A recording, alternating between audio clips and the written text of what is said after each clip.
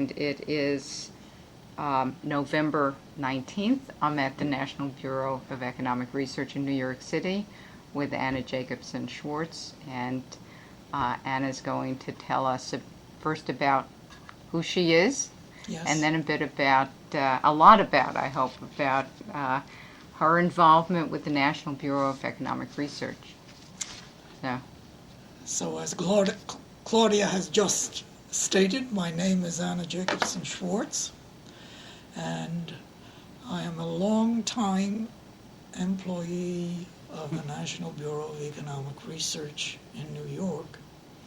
So I have a very varied experience with this organization from the time that I first started working here until this very day when I sit here not so much as an employee, but somebody following my own interests in research and supported by the National Bureau in what I want to do.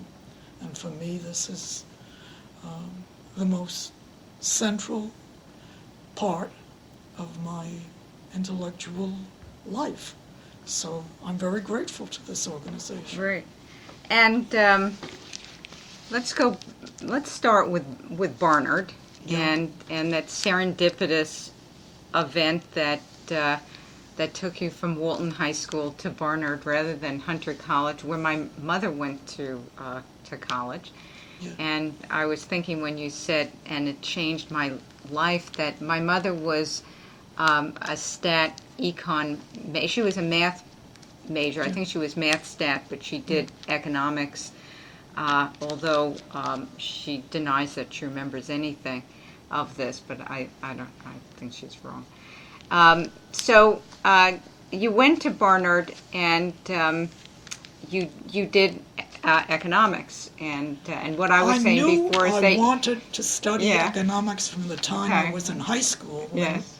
There was a course in economics taught by a man at Walton High School, and even though this was in 1931, the very depth of what I later referred to as the Great Contraction, it wasn't so much the experience of a depression that made me want to study economics. Right.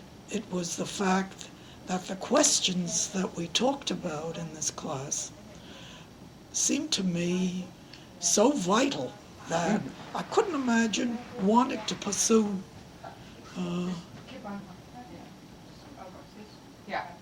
further study in a subject that would not have included economics.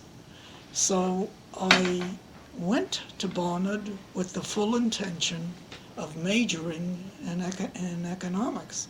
And although I took a variety of courses while I was there in liberal arts, my mind was essentially set even before you had to declare your major that this is what I was going to do.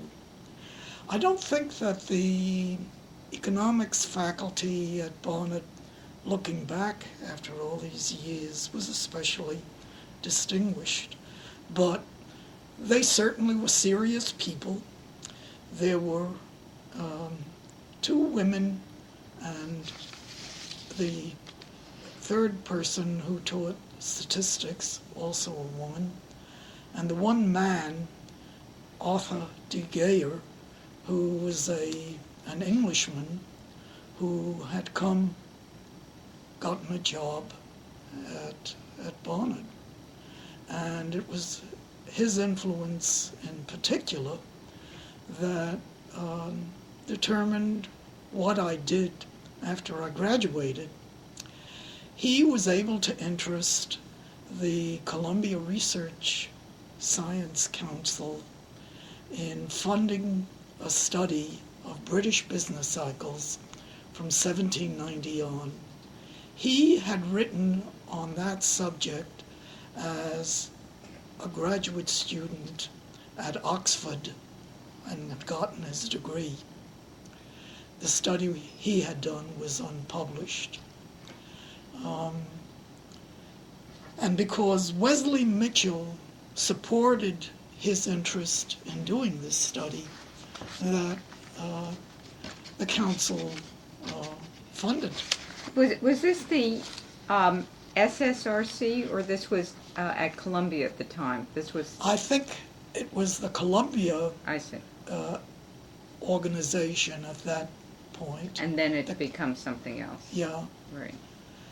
So, on graduation, I started graduate school at Columbia, and when Gayer got the funding for this study, he hired me first as a part-time person, and then when I completed all the coursework for graduate work, he hired me as a full-time person. And that was roughly from fall of 1936 until the completion of the work on the British Business Cycle So study. you graduated, Barnard, in 1934. 34.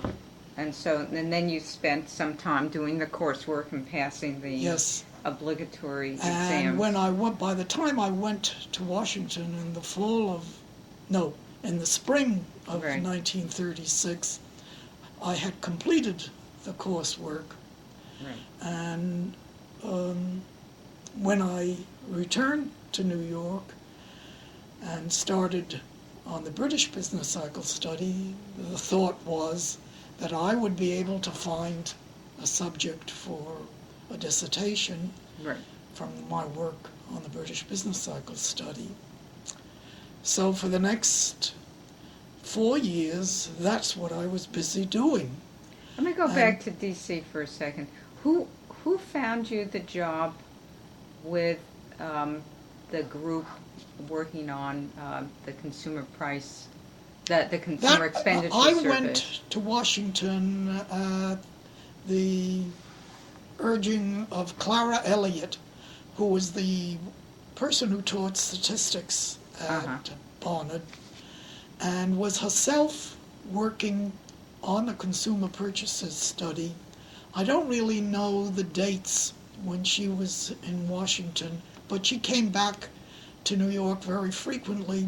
She had a big family, and I'm sure that the job in Washington was an important supplement to the income of the Rout family. She was married to a man who taught at Teachers College at Columbia. As I say, there were 4 children. And I know that problems of income for this family existed. She was interested in me, and I was frequently invited to their home. But, and I maintained that connection with her even after I returned to New York and was working on the British Business Cycle study. But that's just an incident. And but you don't recall that the time in Washington was a very exciting time? It was just it was a very exciting time for me. Okay. I'd never traveled anywhere. Okay. And I was sent into the field to various southern cities to make sure that the local agents were filling out these forms in accordance with the instructions that the people at Department of Agriculture who had designed the... Long ago, when I went to the National Archives, and no one had taken any interest in these schedules. And now they have, but at the time they didn't. This was almost 20 years ago. And I had a friend, I met someone who was working in the National Archives, and I asked for so many boxes that he took me by the hand, and he did something that you cannot do now, and you really weren't supposed to do then. Was this in College Park? No. This was in D.C. On Pennsylvania. Archives in D.C. The big major archives. Yeah. And he said, "You can be in the stacks for as long as you want."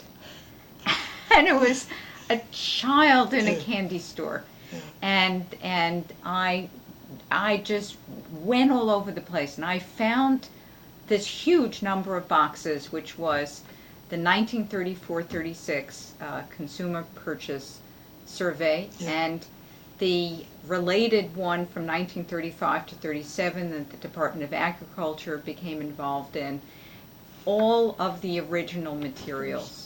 Yeah, that is It exciting. was a great find. Yeah. I'm sure that others could have found it if they were looking for it, and now a sample has been collected of them. But let's get back to so I'm and I've looked at the many volumes that came out of it, and then was stopped because of the war. And so, in fact, all the reports, as you know, Yeah. the reports were never finished because the war intervened. Anyhow, so travel to various cities in Yes. the South, meeting people from this regional area who spoke differently from Yes. me, and I was very young at that point, so giving instructions to people far more senior to me struck me as a little unusual, but I suppose that's part of the experience of growing up. So you lived in little hotels and That's small right. towns? And I'd never been in a hotel, and all this travel on trains and with government vouchers, and I mean, this was a very new kind of world for me. So, yeah, it wasn't just working in the Washington office proper, but being selected to go out to do this Right. field work, and then to come back and report whom I had met, whom I had talked to, what were the problems there, what advice I had given, was it the right advice? So I know that the time that I was there passed very quickly for me, Yes. and I never had a feeling, why am I here? I should be back in New York. But Right. as I said, the decision to go back in New York was a personal one, So then you return and then I returned, in the and as fall I of say, 36. I was shortly after that hired to work on the British Business Cycle study, On Gayer's study. and that's what I did. Right. Now, Gayer, of course, was a full professor at Barnard. He was And not a he was full not yet. professor. I mean, Yeah. these were very slim times for faculty Yes. people. Salaries were abysmally low, Mm-hmm. and he was regarded at that time at Barnard as somebody who was a comer. He was going to amount to something. I don't think that his career subsequently confirmed that belief in Right. him. In a way, he was a dilettante, but Mm-hmm. he was bright enough. There was nothing wrong with his... A perfect person to teach at Barnard. Yeah, and in fact, he did very little on the British Business Cycle study. I don't know how he came to meet Rostow. Walt Rostow, but it was the addition of Walt Rostow to the staff that made all the difference in the world in the way this study was conducted. And there were other people who were hired subsequently. So one of them was Isaiah, then known as Finkelstein, who later changed his name to Frank, and Harry Eisenpress. They were graduate students at Columbia at the time, and Walt had finished his PhD at Yale, but had no job. So the fact that we were doing this study of British business cycles with Wesley Mitchell's interest meant that the study would be directed in the directions that the National Bureau of Business Cycle Research Right. had adopted. Mm-hmm. So the big subjects, well, let's collect all the data that we can possibly find, time series on all the questions that you would want to be able to answer about the British economy, and then let's analyze these series according to the National Bureau. Right. Now, Techniques. the sources, and Gayer obviously knew of many sources on the other side of the Atlantic. Yes. Was the Columbia University Library It was sufficient? a wonderful collection. It's a depository. Right. They had all the British parliamentary Right. papers. Right. And we were able to approach the Bank of England for data that didn't appear in parliamentary papers, but that we knew they would have. And one of the very sad things I have to report as a result of the numerous moves that the National Bureau made during the course of the time, when I was told we cannot move all your file cabinets, and choose what you want to save and send, and the rest will be moved. Yeah. And somehow these precious Bank of England data that were copied for our use disappeared. And I mean, decades later, people would write to me saying, "Don't you have these Right. data?" And no, they've disappeared, just as all the files of the National Bureau study monetary trends in the UK and the US were thrown out when we moved here. Uh-huh. We were told can't be saved. Well, nobody really has asked me, show me the Yeah, data that's sheets, right. show me the printouts Right. backing your tables. So in that sense, it's not a Yeah. loss.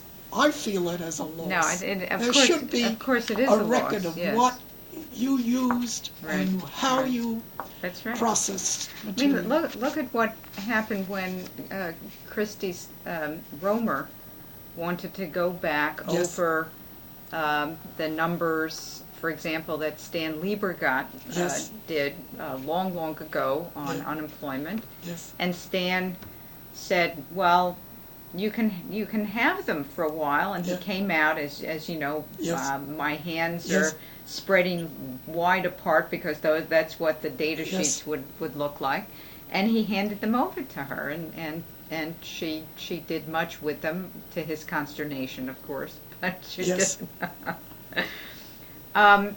Now, so Gayer. Was the titular head of this study, I He was would the say. titular head. Now, at the same time, you're a graduate student at Columbia, and was he then considered your major advisor on your dissertation? No. No, I mean, the theory was that Burns would be my Right. major advisor because Right. it would be in a business cycle Right. context, That's right. even though Right. it would be British. And they may have had their own rules about the fact that Yes, Barnard that was a Gale was separate at Barnard, faculty, yes. and still is a separate faculty. And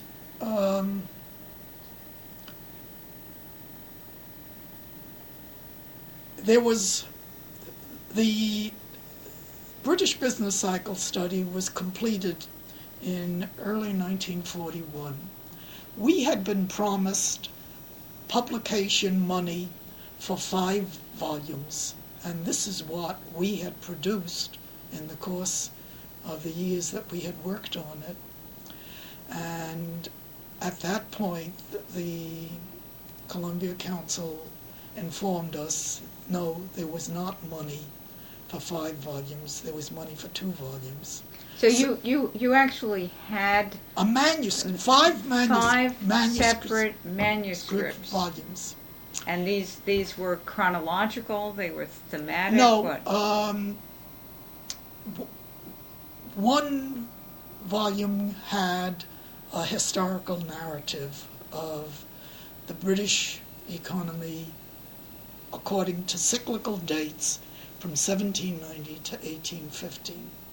Then there was a volume on price data, commodity price data that we had collected monthly. I mean, so much of our data was monthly because of the emphasis in the National Bureau tradition that the technique was applied to monthly data. Right.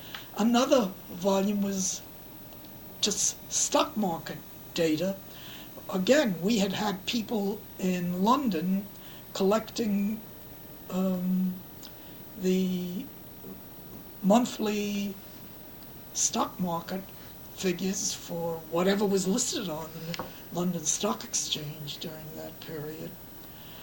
We had a volume of data and a volume of the business cycle analyses of individual series grouped into 5 categories, production, construction, that kind of stuff. So it was a stunning blow to us that instead of money for 5 volumes, we were confronted with either you will have to throw out some of the material you intended to publish.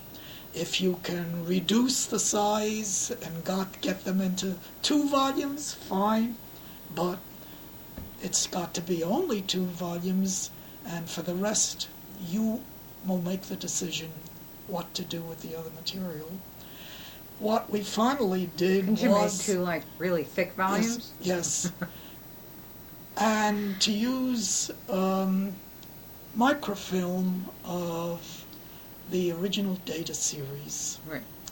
I mean, this is a hard luck story on so many, in so many ways. University of Michigan had this microfilm project, and they microfilmed all our data. Mm-hmm. Somehow, they lost the microfilm. People who then would have, in the printed volume, you're advised if you want the original data, write to Michigan, the Michigan microfilm source. They can't explain it, disappeared from there. I have the original typescripts of the data, so I'm able to pass on certainly the original commodity price series. The stock market series were not microfilmed, and they're lost. People who want to do something on British... Well, they've been collected again. It's just sad to see that so much that's valuable has been discarded. Right. Some of the series, such as I know the stock market data has been recollected. Yeah. The big series on British stock market data. And I also have the original typescripts of the introductory material explaining what the individual time series covered, what the problems with these data were, and stuff like that. So anyhow, this was 1941, in the middle of the war, or the war had just started for us. and the urgency of publishing a historical Right, study was- didn't seem top of the agenda. And it was not until 1953 Right. when Rostow went to England as the Harmsworth Professor of American History that he was able to negotiate with the Oxford University Press that there was money, that Right. they wouldn't be losing anything by publishing the 2 volumes that had been sitting around, Right. for 8 years. Right. But, so the volumes were finally published and didn't get the kind of attention or the kind of interest. Maybe, I don't know why in 1953 this wouldn't have been considered a major effort that should be looked into. It got a very tepid review by R.C.O. Matthews, Yeah. who criticized it for Uh-huh. our use of the National Bureau technique. Uh-huh. This was not the way to understand how cyclical developments occurred. At any rate, there was just this feeling of letdown. And now, So well, that's my experience with the British business, but it's not, Yeah. not from my personal point of view. The debacle was even worse. Although we indicated in the published volume who was responsible for what, in each of the 2 volumes, right. Burns refused to accept Right. a contribution to volumes with many authors That's a disappointment. as my work. Right. And at that time already, I had begun working with Friedman, and Burns said, forget about the British business cycle study. It had to be a published dissertation to be acceptable at that time. Really. Yeah. So the fact that it was published, it was going to be published, I mean, which was a hurdle for many people. Right. You That's know. that's an enormous hurdle. Yeah. That's interesting.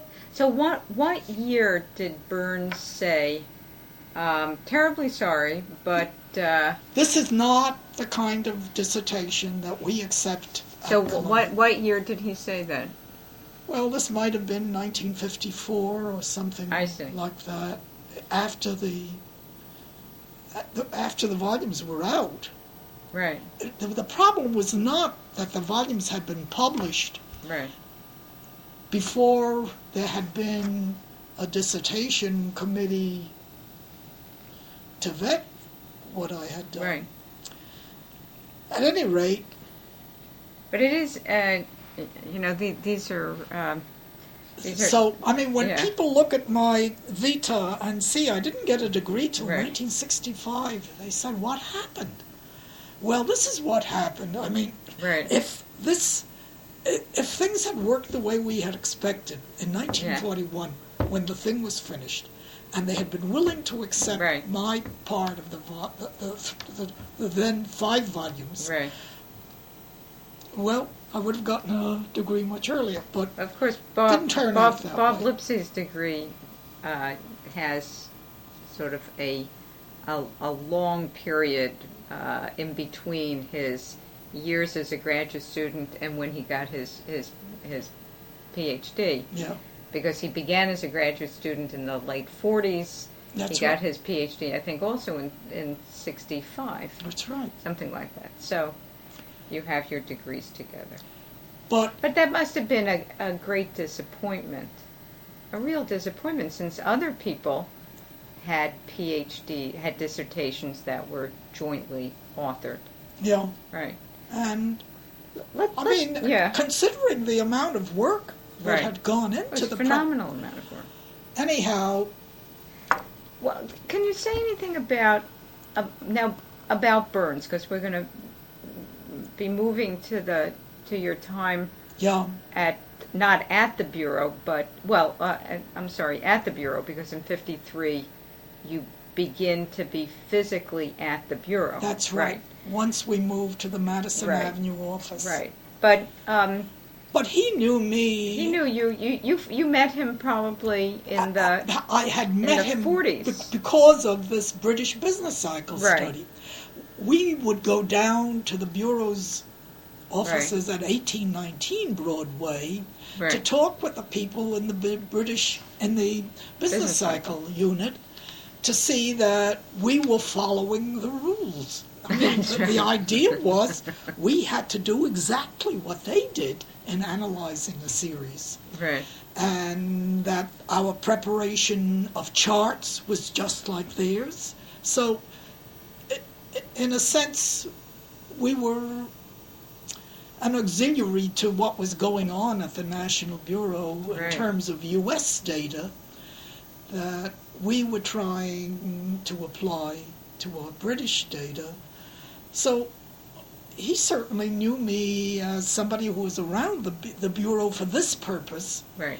and knew that I was working at Columbia on these issues. Do you remember the first time you met Burns, and where was it? I don't really remember the first time I met him. Could it have been at Columbia? It must have been at Columbia, yes. Because he was he had been made He was the head heir of your, apparent yes. to Wesley Mitchell. Right.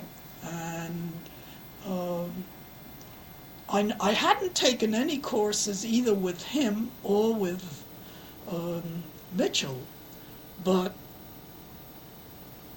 they knew me, and it was because of my connection with this British study. Mitchell once had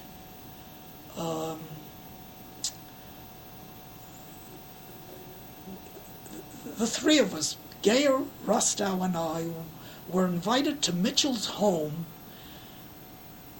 I can't imagine where this must have been in the late 1930s, to meet with Schumpeter Yeah. for a discussion of what we were doing and what the National Bureau was doing and what Schumpeter was doing on that business cycle study.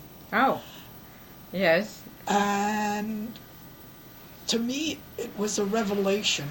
I Yeah. mean, Schumpeter seemed to me so much more, Well, we'll just put it over here just to bring Schumpeter closer. yeah, Yeah. Schumpeter seemed to me a much more profound person than Mitchell. Mitchell's only contribution, as I could remember, to the conversation was to repeat the National Bureau definition of what a business cycle was. And there was a breadth to the comments that Schumpeter made that was absent from what Mitchell was saying. So Can you remember I came away from this? what Schumpeter, Yeah, the gist of what Schumpeter said? yeah, that it was a much more enlightening view of how an economy worked than what Mitchell. As I was saying, Mitchell seemed to be offering some mechanical views Yes. about business cycles, Yes. whereas I thought what Yes. Schumpeter was saying had some economic depth, and there would be questions that you would be able to address to this kind of approach that you couldn't address to the Mitchell Yes. approach. But this is, in some sense, a clash between the data, the more mechanical way of Yeah. doing things, and the theoretical way. And rather than a clash, it could have been sort of a union, Yeah, but it wasn't. but it wasn't. So, my sense was that we really hadn't settled anything in this exchange. I mean, it was very exciting to be invited to Mitchell's home, and Where was with his 2 home? Horatio Street in Greenwich Village. Yes. But in the sense that it had some impact on what we were doing, I don't think so. We were sort of tied to the Mitchell view of Yes. what understanding the British cyclical behavior was. So What did Rostow? Rostow, my feeling about, I mean, he's a very pleasant person to be with, and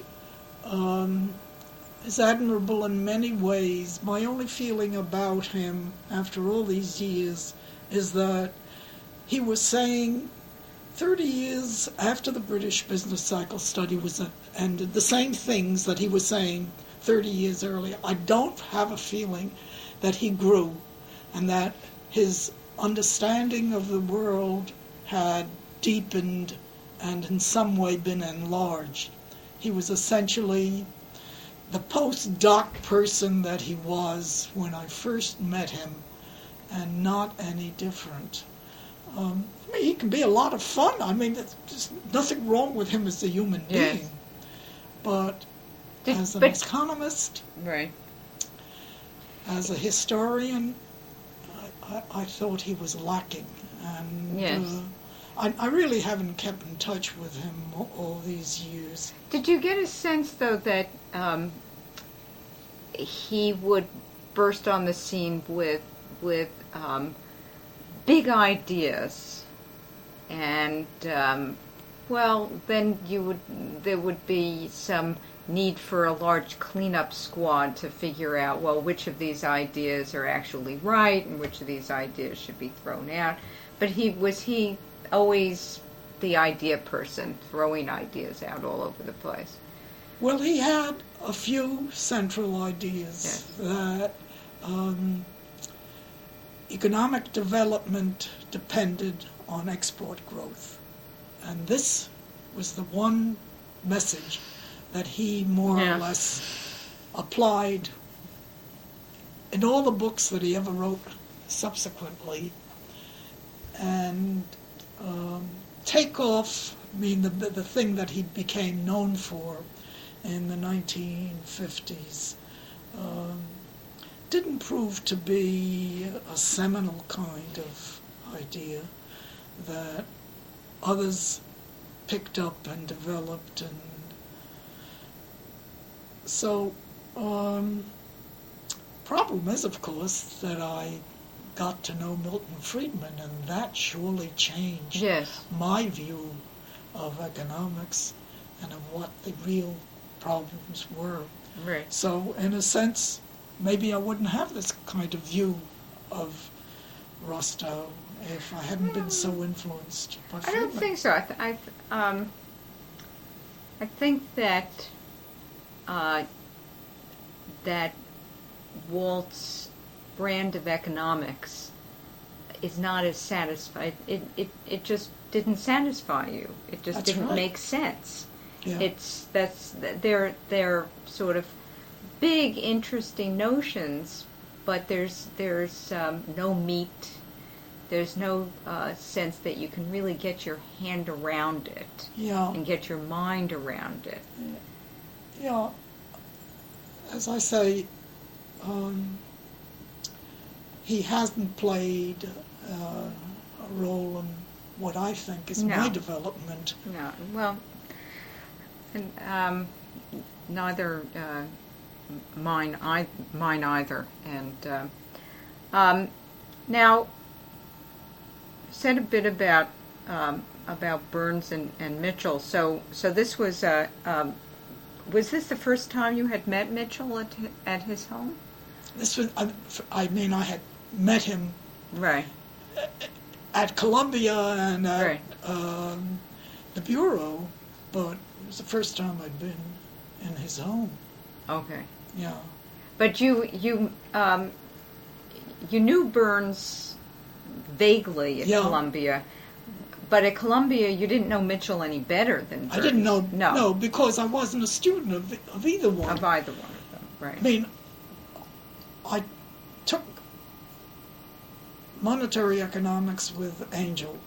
Yes. And if I had any link with anybody in the graduate faculty, it was with him.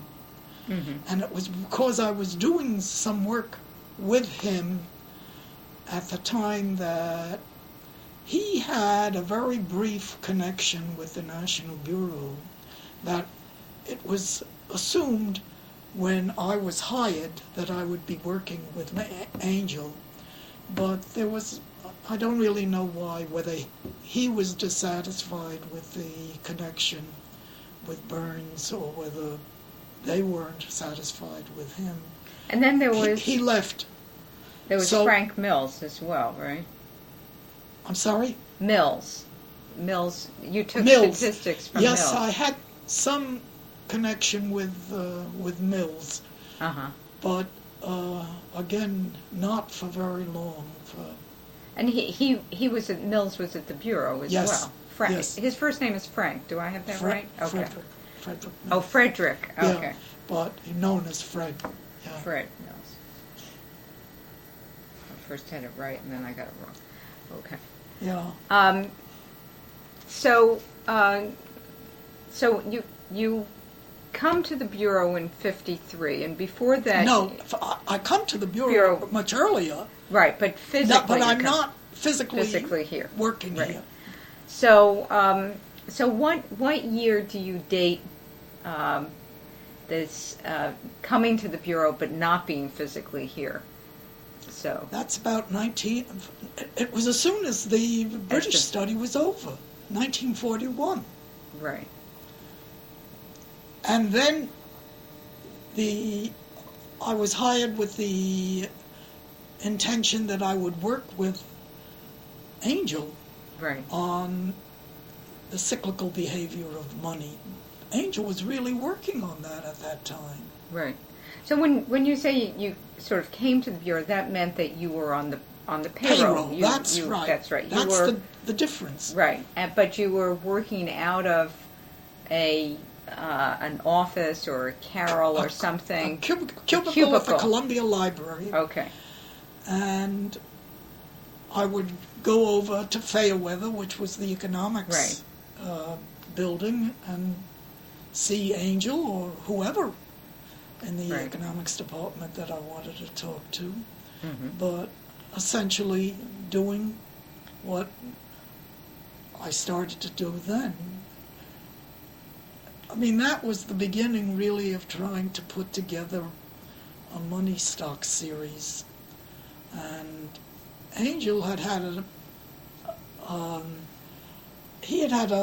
woman named Caroline Whitney, who had gotten her PhD at Columbia, was working with him, who had done some work in this area for him.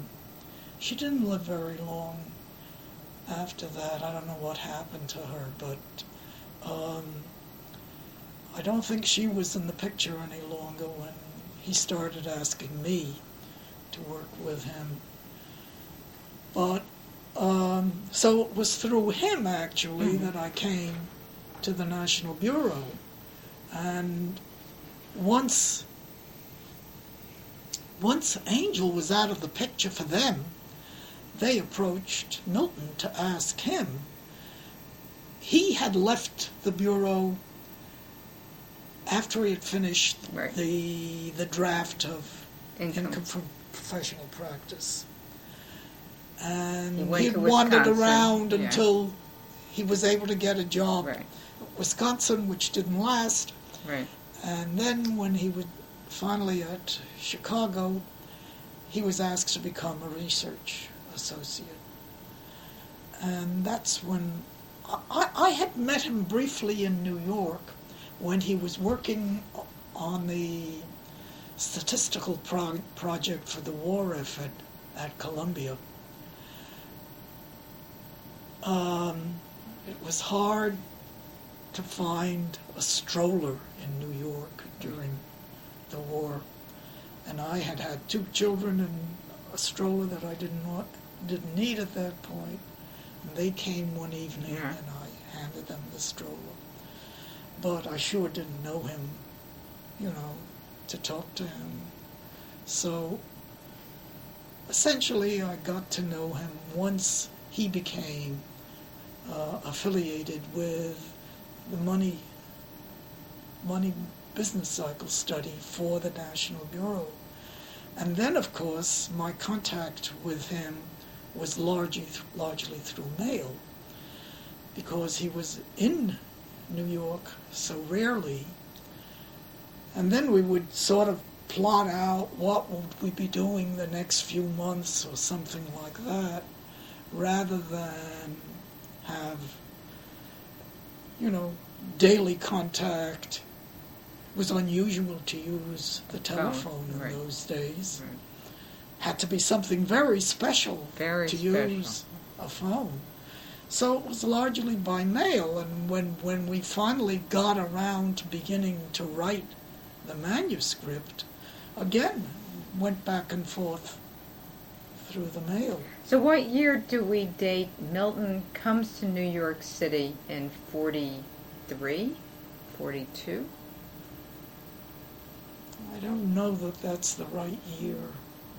It's got to be something around.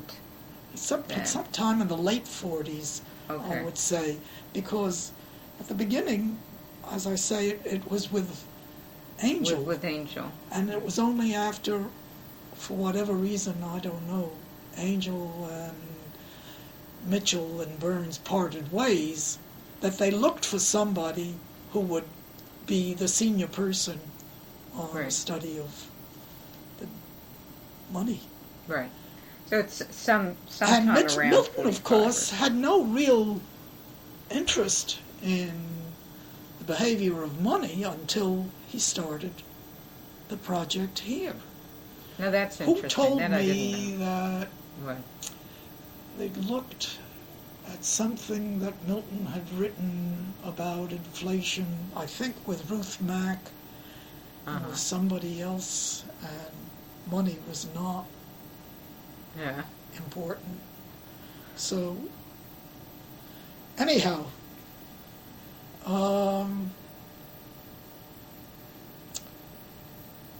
and that began this very, I would say for me, intense connection with him that's lasted for so many years. So, I have this feeling that my understanding of economics really began from the time I started working with him. Whatever I knew about economics before that was not very important. I really understood economics in a new way when I began talking with him and began discussing what are we going to do on this study. And the fact that the initial effort was concentrated on the monetary history, which was again Right. not something that we would have thought in advance was the way we would proceed. I mean, the idea was we would collect all these data and analyze them according to the National Bureau technique, and that was going to be the major contribution of this work.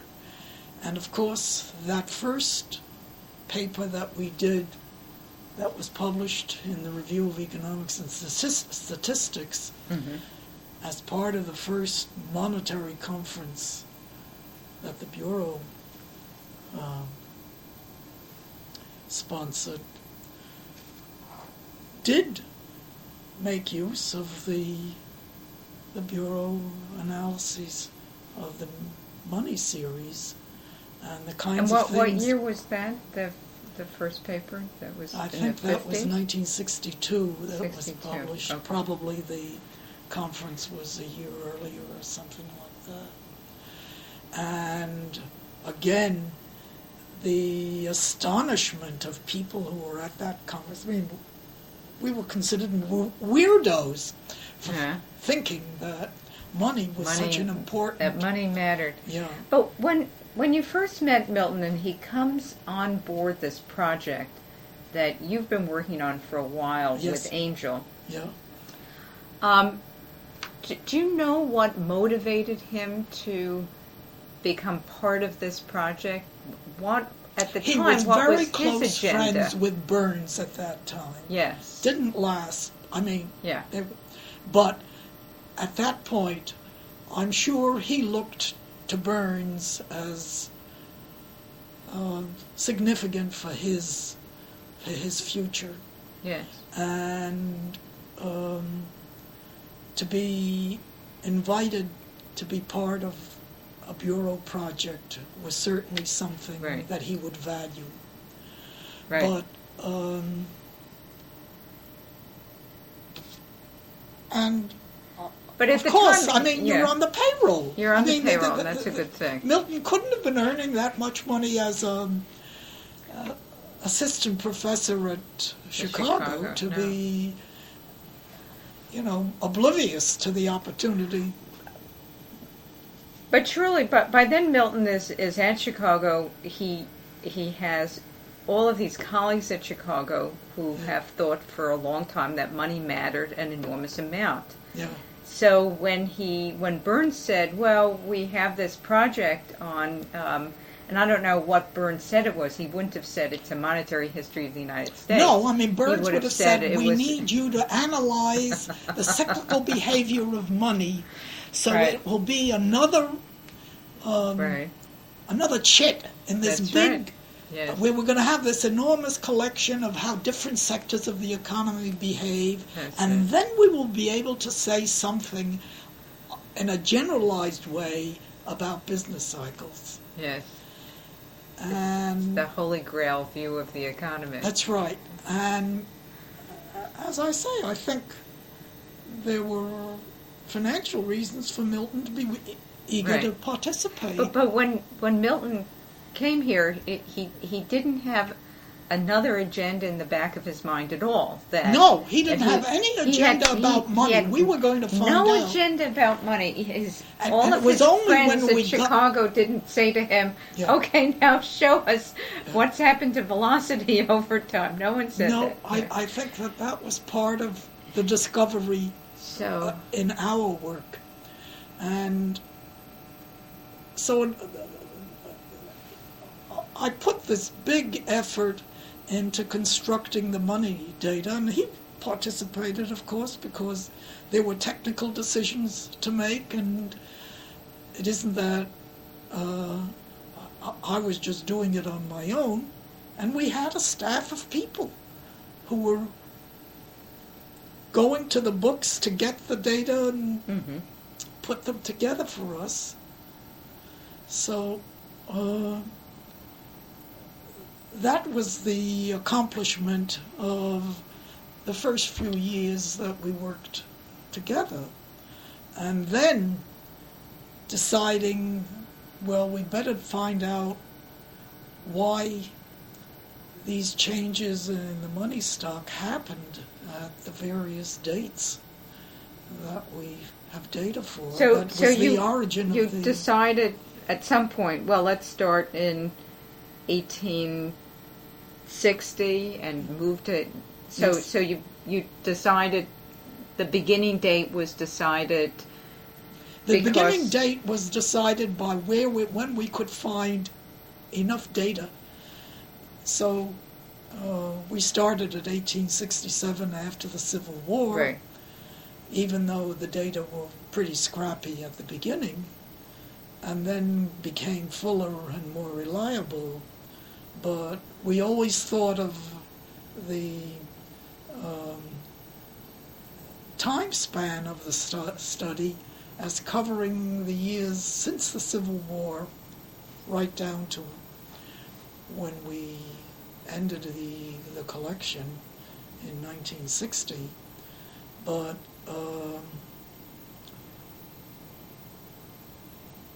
so two things were going on at the same time. One was the cyclical analysis, the traditional bureau approach.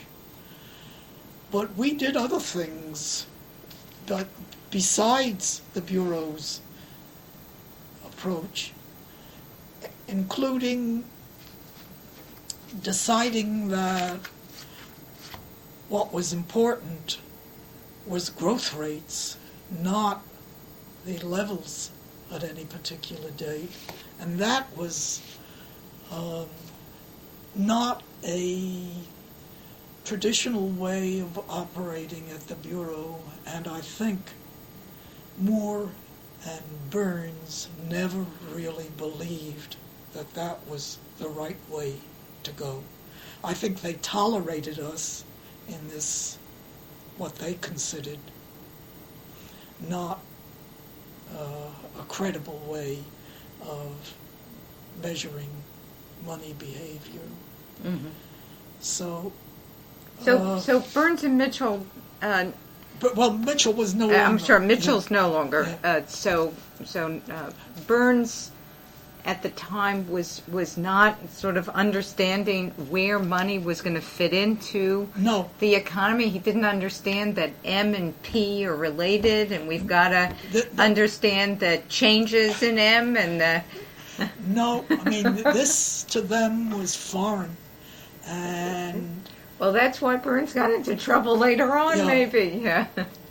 So, I would say in general, there was not a warm reception by the staff at the Bureau. It was only when Milton started bringing in his students from the workshop at Chicago, I mean, people like Kagan, Meiselman, and so on, that we sort of had a cohort here that really believed what we were doing. I think the other people of the Bureau staff, well, partly because they were all involved in their own specialized studies and didn't really pay much attention to what we were doing, except what they learned of it in a sort of incidental way, and then it wasn't a common mainstream view. So, well, one can see this in the sense that people at the Bureau are dealing with these real tangible things. Yes. Steel ingots and bushels of wheat, and here suddenly we moved from this real economy into this money, into a nominal economy that didn't seem to them to be the stuff of business cycles. Right. So little did they know. I mean, I don't mean that there was, overt hostility. There was just disbelief. Right. And well, it never mattered to Milton that they didn't accept these ideas, and it's because he's such a persuasive person that I think the profession in time said, yes, there is some validity to this approach. We're going to have to stop this soon, and then we'll take a little break. Yeah. And get back to the story, because we're now into the thick of your relationship to the Bureau. And I haven't really answered the initial questions that you asked me, but no. But that's the point. Yeah. This is those were the questions that were the naive general ones. Yeah. That's how I began that. This is your story, and this is the exact story as I wanted it told, because you started at the beginning, and now we're in the 1950s. Yes. And I'm going to stop this, and then we're going to continue. How's that? Okay, I'm going to turn this off. We have 3 minutes to this thing, so I'm going to turn it off.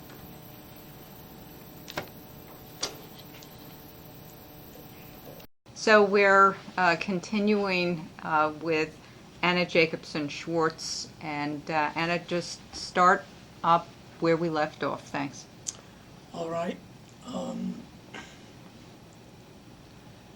So I think Milton treated his graduate students as people who were as equal in trying to understand whatever issue they were dealing with in their dissertations.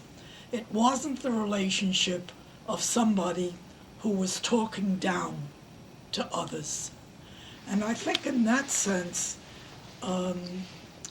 he contributed something to each. I've known a number of his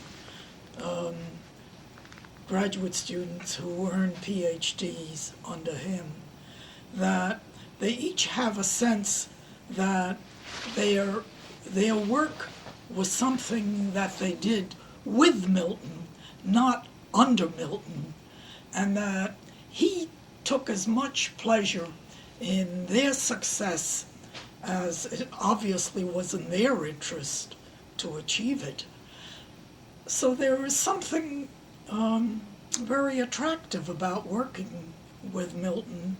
It's the sense that he's not trying for self-aggrandization. Right. He's doing something in a cooperative way with the people who are essentially learning from him, but at the same time able to share their views with him as if they were equals.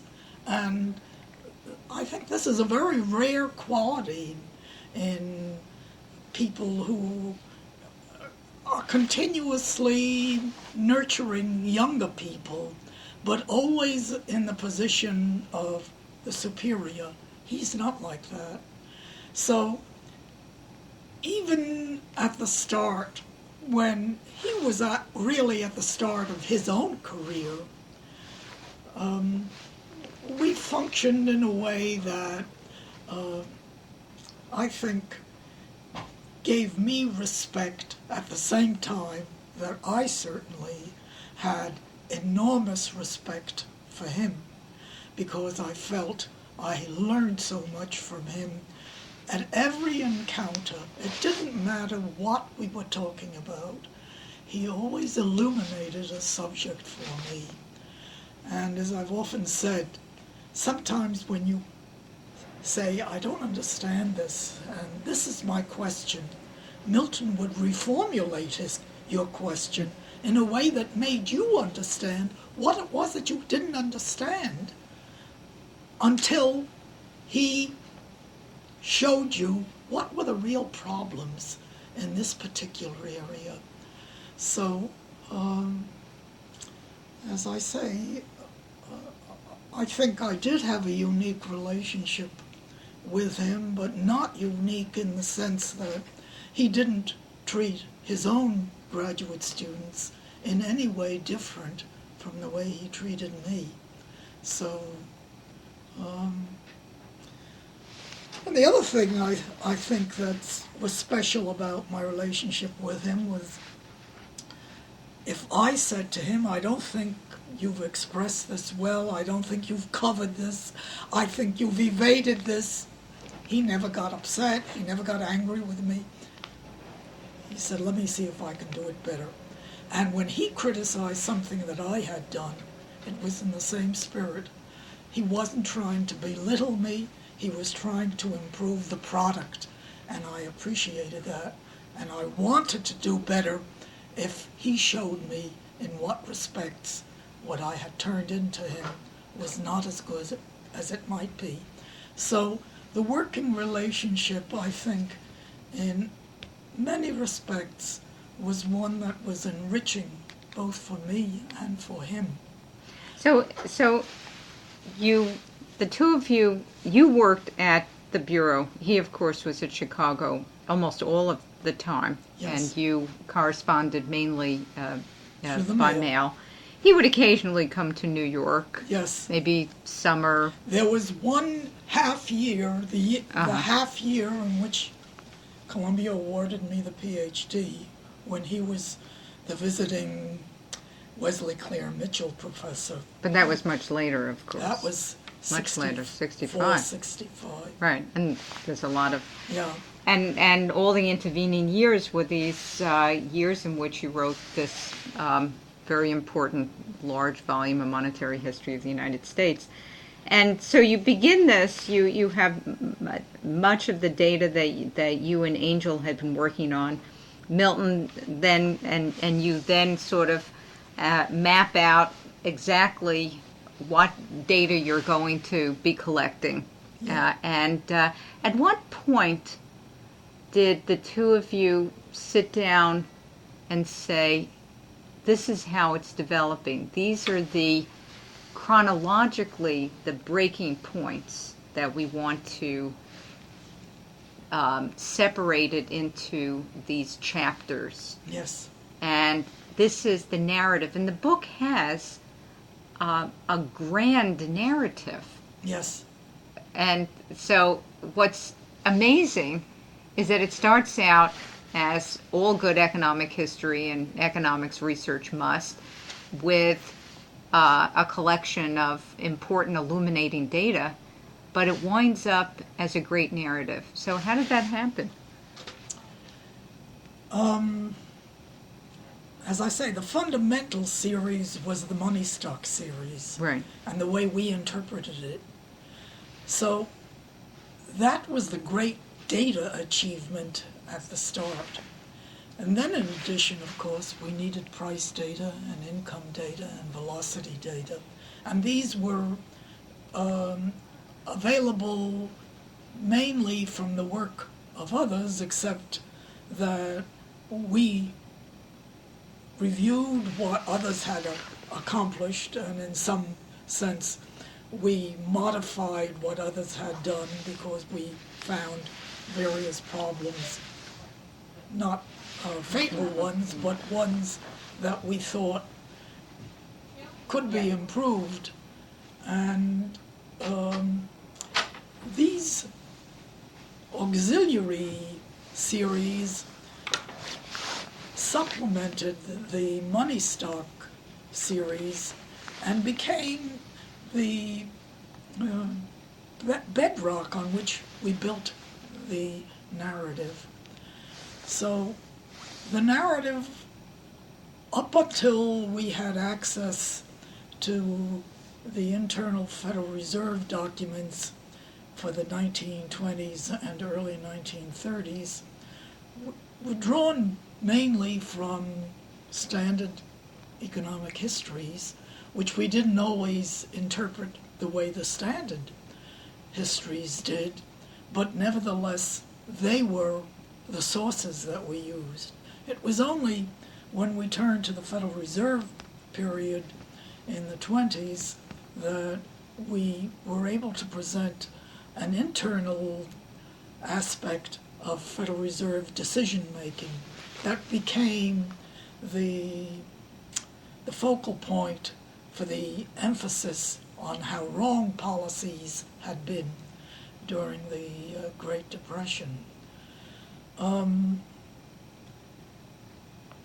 Now that Alan Meltzer has written a history of the Federal Reserve System, in large part repeating what we had done, except that the emphasis is strictly on the Federal Reserve, whereas our view was broader than that over the whole period.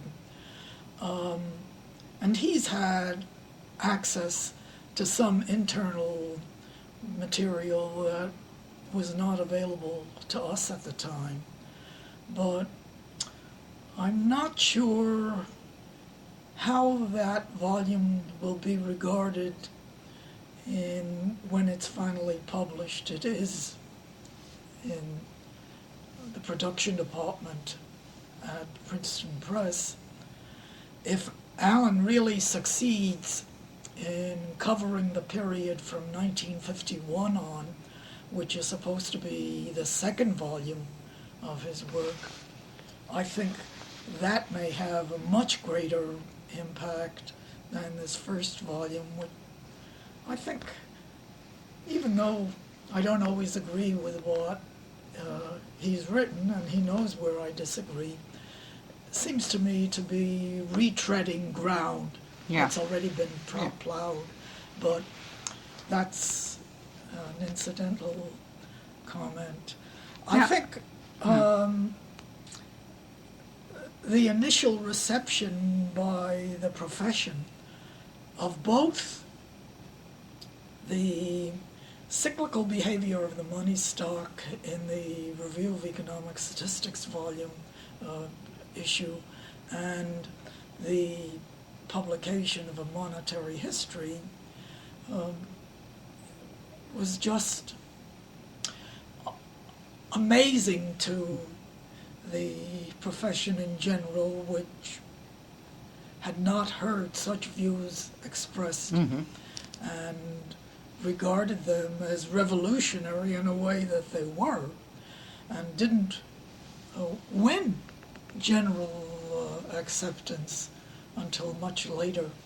So there was the post-publication period in which the National Bureau really wasn't involved. We were involved as individual authors, responding to the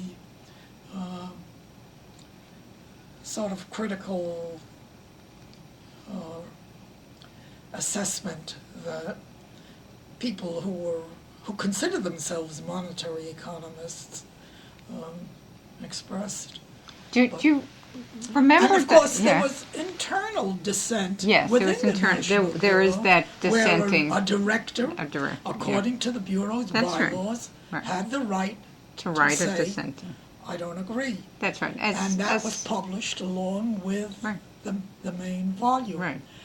And a lot of people, of course, felt that the Bureau sent off this volume with less than 100%. Well, isn't it the case that income from independent professional practice also has a dissenting opinion in it, and that's in many ways we think back at the Bureau as having enormously high standards, that it had this review process that could lead to a dissenting Well, view. it wasn't only the review process. Uh-huh. It was the idea that anything that came out under the imprint of the National Bureau had to be something that was solid, that was not just, an occasional thought of the authors, Right. not backed up by solid data, Right. and something that the National Bureau didn't want to be associated with it. So there was this sense that publication had to be a kind of ultimate goal. The intermediate steps were the ones that counted, and that was checking, rechecking, making sure that every sentence in any manuscript could be backed by support. And that was the way every manuscript was treated, that it was turned over to an internal committee after research assistants had been assigned to check every single sentence.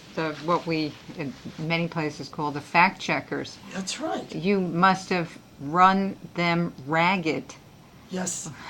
But it was the people who were our research assistants who did that kind of work. Right. But in the larger sense of the main conclusions of a monetary history were not subjected to that internal kind of assessment. I'm not sure the one comment that Saul Fabricant made was that we ought to substantiate what we said for the U.S. by a parallel study for the U.K., which in the end turned out to be not a very fruitful way for us to have spent our time, but we did try to respond to this internal internal criticism.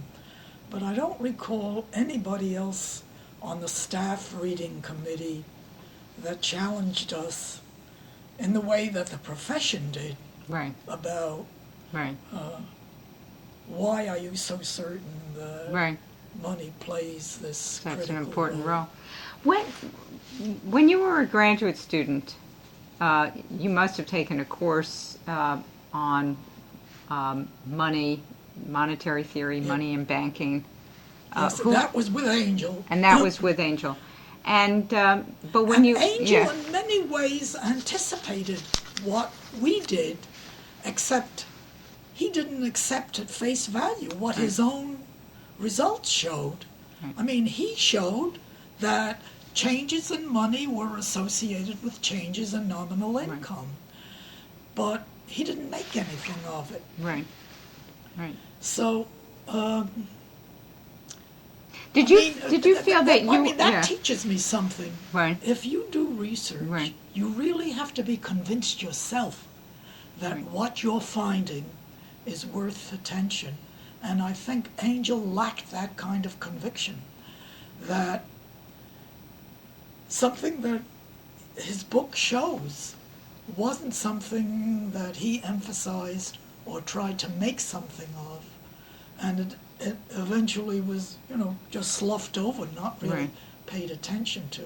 Whereas we thought that was a very significant finding, and that you could replicate it not only for the U.S. but for other countries. And that's in effect what some of Friedman's students did. Absolutely. Right. Yeah. Did you? This is sort of beside the point in terms of the issues having to do with the Bureau, but can you think of sort of a moment when you sort of said to yourself, I'm a monetarist, and was there a moment when you said, well, I had been working on business cycles and I had been working on Britain, and I know it wasn't then that you thought of yourself as an economic historian. You were an economist who, for good reason, used like Kuznets's historical economist notion. But surely, at some point in working on a monetary history, you must have thought of suddenly the word monetarist must have come across in your mind. You and Milton must have thought and discussed the fact that you had a vision of the world, a vision that wasn't sort of a vision, it wasn't theory, it was coming out from the data. It was sort of backed up by a framework. Yes. It was on a solid rock, Yes. but suddenly you had a very clear view of what had gone on in some critically important moments in American history. Yeah. Is there any moment that you think of that suddenly you said, aha, monetarism? Well, I think when Carl Brunner started the Shadow Federal Open Market Committee, when we were clearly trying to convey a message about the importance of what the Federal Reserve was Right. doing, that I'm sure that, and he was the one actually, Carl Brunner, who coined the word monetarism, Yes. that became a tag for what the people associated with him. I mean, Friedman was never associated with the No. the Shadow Open Market Committee, but he was intensely Right. interested. But there were all these Chicago people before Milton Yes, who but never with this vision. right. So they were quantity theory people Right. in a traditional sense, but not emphasizing the demand for money, the supply of money, Right. velocity, money balances, that kind of emphasis. But Right. certainly they believed that, if you had an inflation, you better check on what you're doing with the quantity of money. Right. But it was not, as I say, the view that you can explain a lot by the behavior of money, but you cannot explain why real things are changing the way they have. So this distinction was certainly not part of the way the Chicago quantity theory people operated. And of course, even at There was no Chicago, link back to the real yes, from the nominal in right. the simple Q theory model. Right. yes. It was, And that's really it was the mechanical. backbone of this Right. monetary That's right. history. Right. And that's the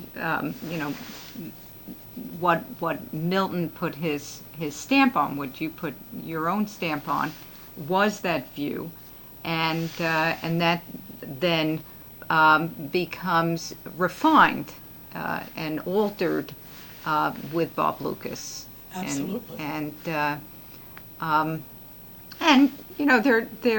the same sort of view of the world with a different framework, a forward-looking framework, a different, a backward-looking framework in some sense.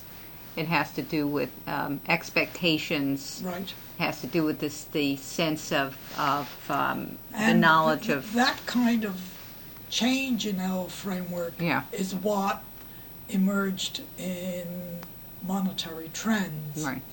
And it's really such a disappointment to us that that book got a bad press from Henry and Erickson for one thing, one regression in that volume, ignoring all the other parts of the study that never sort of got any kind of attention. And of course, the irony is that what Henry was correcting from his point of view was inadequate econometrics didn't in one sense change one iota of our finding. His finding was precisely ours, except that by his standards, it was based on the most up-to-date econometric technique, whereas ours was backward and not really, Right. But that's another, I mean, Look, if you don't, anybody who's ever published something knows you never know. but the point is that it's only with truly great work that there's controversy. The worst thing that can happen is to be ignored. That's right. Let me throw a name out of someone who worked behind the scenes at the Bureau, but worked obviously very hard on your book on a monetary history. It's Irving Foreman. Did you know him? Did I know? Irving Foreman, the person Of who course. did all the charts. I worked with Irving on the charts for the British Business Cycles. He did those too, of course. He did those.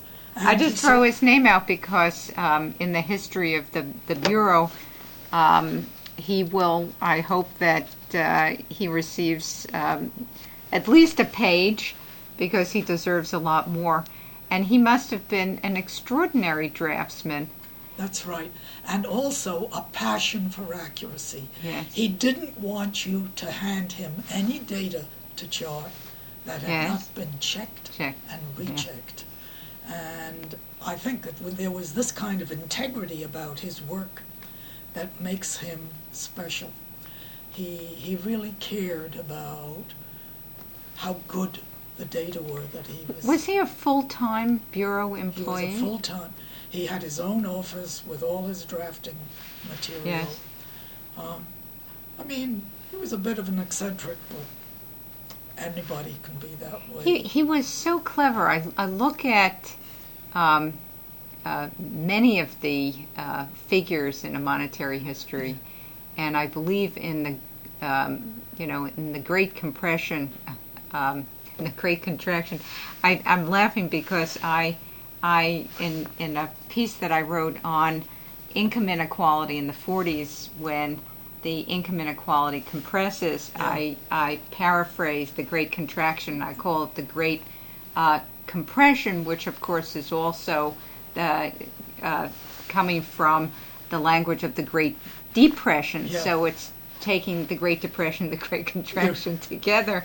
And so in your chapter on the contraction, there are some figures that are multiples of many, many figures. You know, there are a couple of charts in which he's graphing, 6 different series with 6 pointing to different parts of the axes, first left and right and left and right, and they're just brilliant ways of displaying information. Yes, and he had that knack.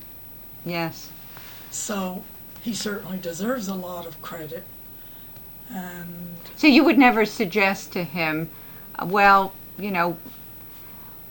we have this chapter, and if you did each one of these as a graph, there would be, 122 graphs in here.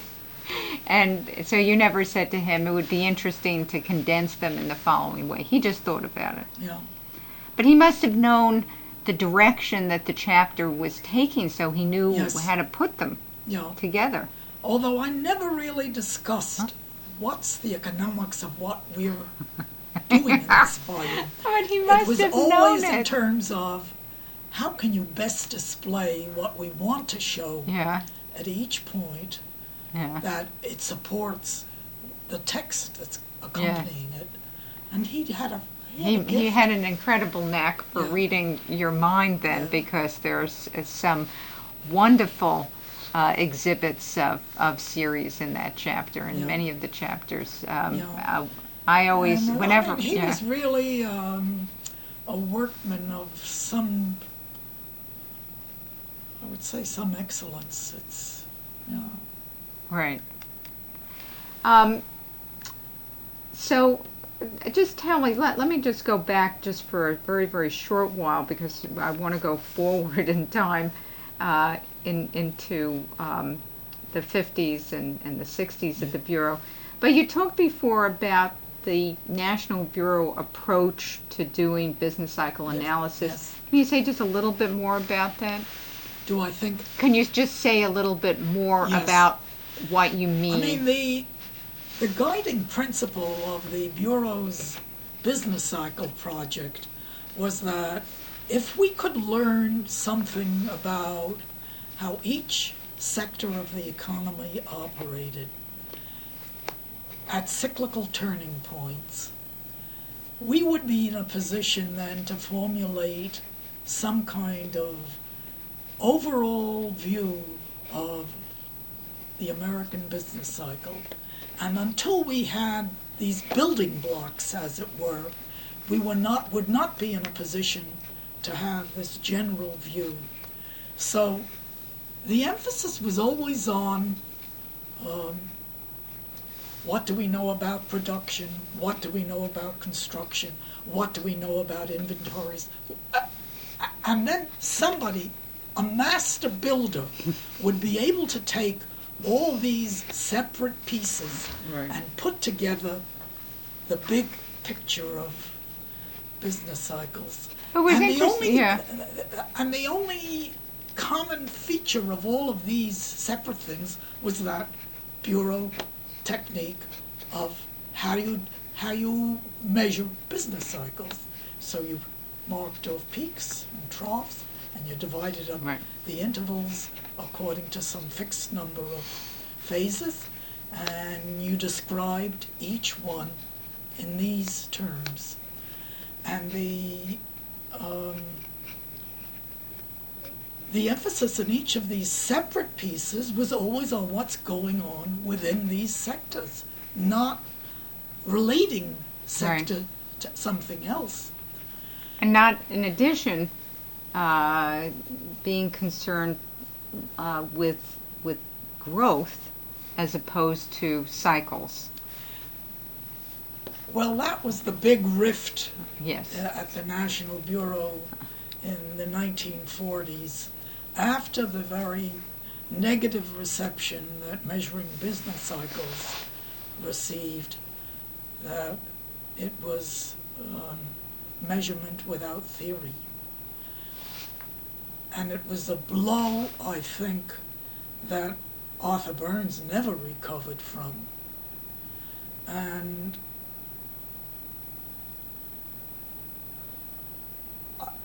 somehow he was certainly the surviving author of Measuring Business Cycles, who had devoted his whole life up until that point to this one approach to business cycles. And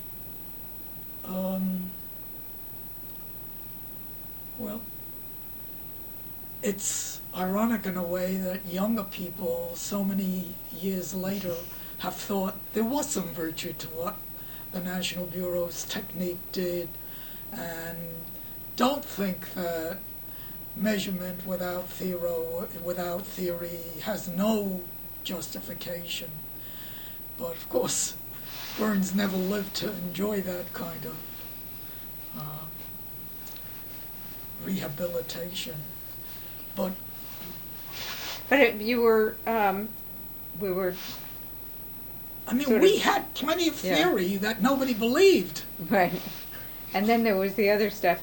But there is this this moment in, I think it's 47. Kuznets writes a proposal to Ford, I guess. Yeah. And it's on not just on growth; it's comparative. Yeah. And of course you're working for the Bureau at the time, but you're up at Columbia, so you perhaps you weren't. You know about this only from hearsay. Okay, but not at the time or later. I think at the time. Okay, but this was Arthur Burns protecting his turf. Yeah, and I think the sense that the Bureau's mission was unique. It was to study business cycles. And here was a proposal to change the direction of the National Bureau in a way that I think he regarded as a threat to his own dominance of the institution. And although the title of the British business cycles study was Growth and Fluctuations, we got growth into the title, although I don't know how much growth we actually discussed. But I think that Kuznets didn't get a fair hearing, and of course he was not dependent on the National Bureau. If they weren't going to support this program of research that he wanted to pursue, he would find other sources.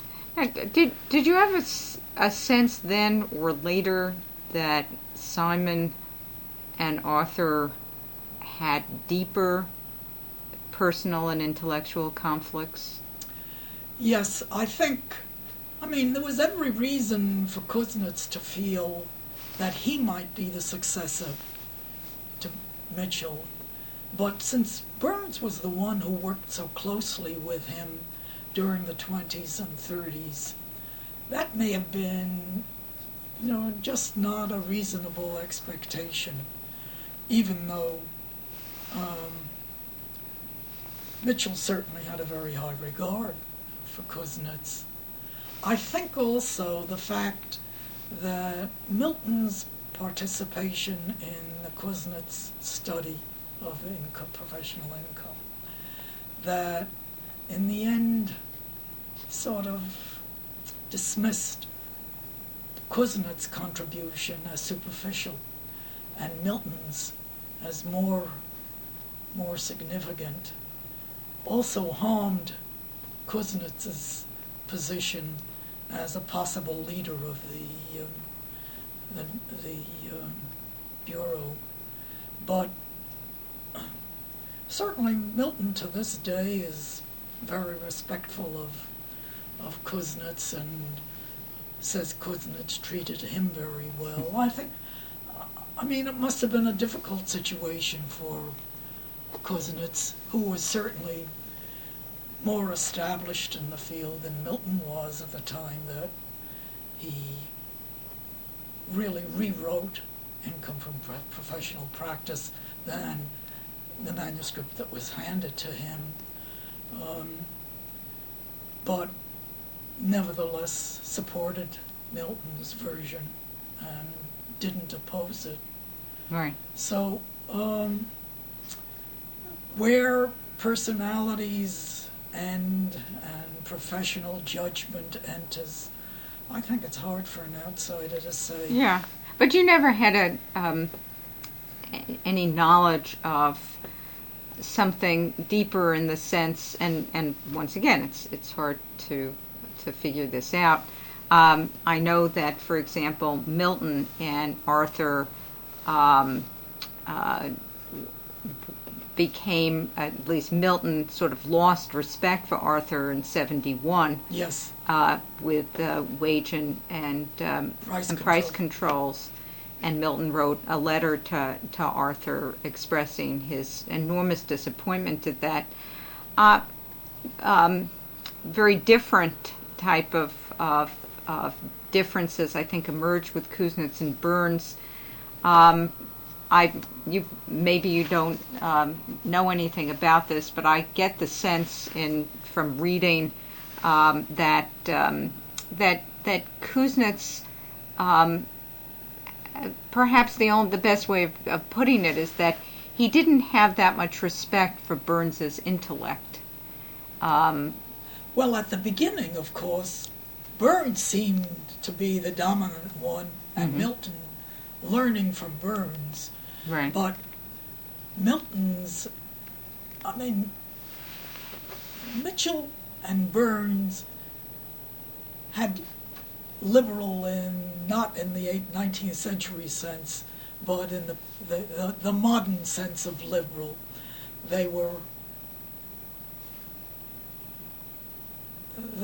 people who did not oppose, say, a welfare state, who thought that government was certainly an important player that you should attempt to include in any kind of reforms, whereas Milton was a hardliner in the sense that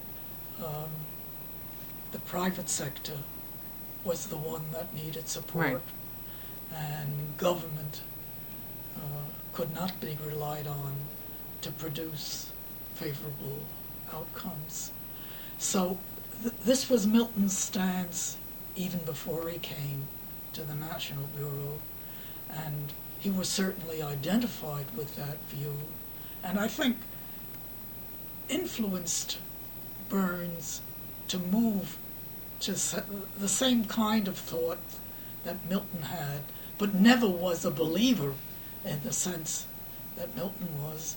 And I think, in a way, Milton deluded himself into believing that Arthur Burns shared his views on matters that Arthur was quite indifferent to and maybe opposed, but would never have a fight with Milton to say, I don't agree with you and you're off the edge, that kind of thing. We didn't say anything about Mitchell. Of course, Mitchell, you didn't see much of Mitchell, but Mitchell becomes, I think, ill in around 46 or so. Is that right? He dies in 48. Yes, I believe. The office is in New York. He must have been a most beloved individual. He was a person of enormous humanity. The most gentlemanly person you could hope to meet. I mean, the sense that he treated everybody with dignity and kindness that you would never associate with Burns. And it's hard to understand how somebody with Burns's personality would have been appreciated by Mitchell and would succeed him with such a different way of approaching people and issues. But there it is. I only knew Burns very late in his life, when either that edge was somewhat dulled, or I saw him in a particularly good day.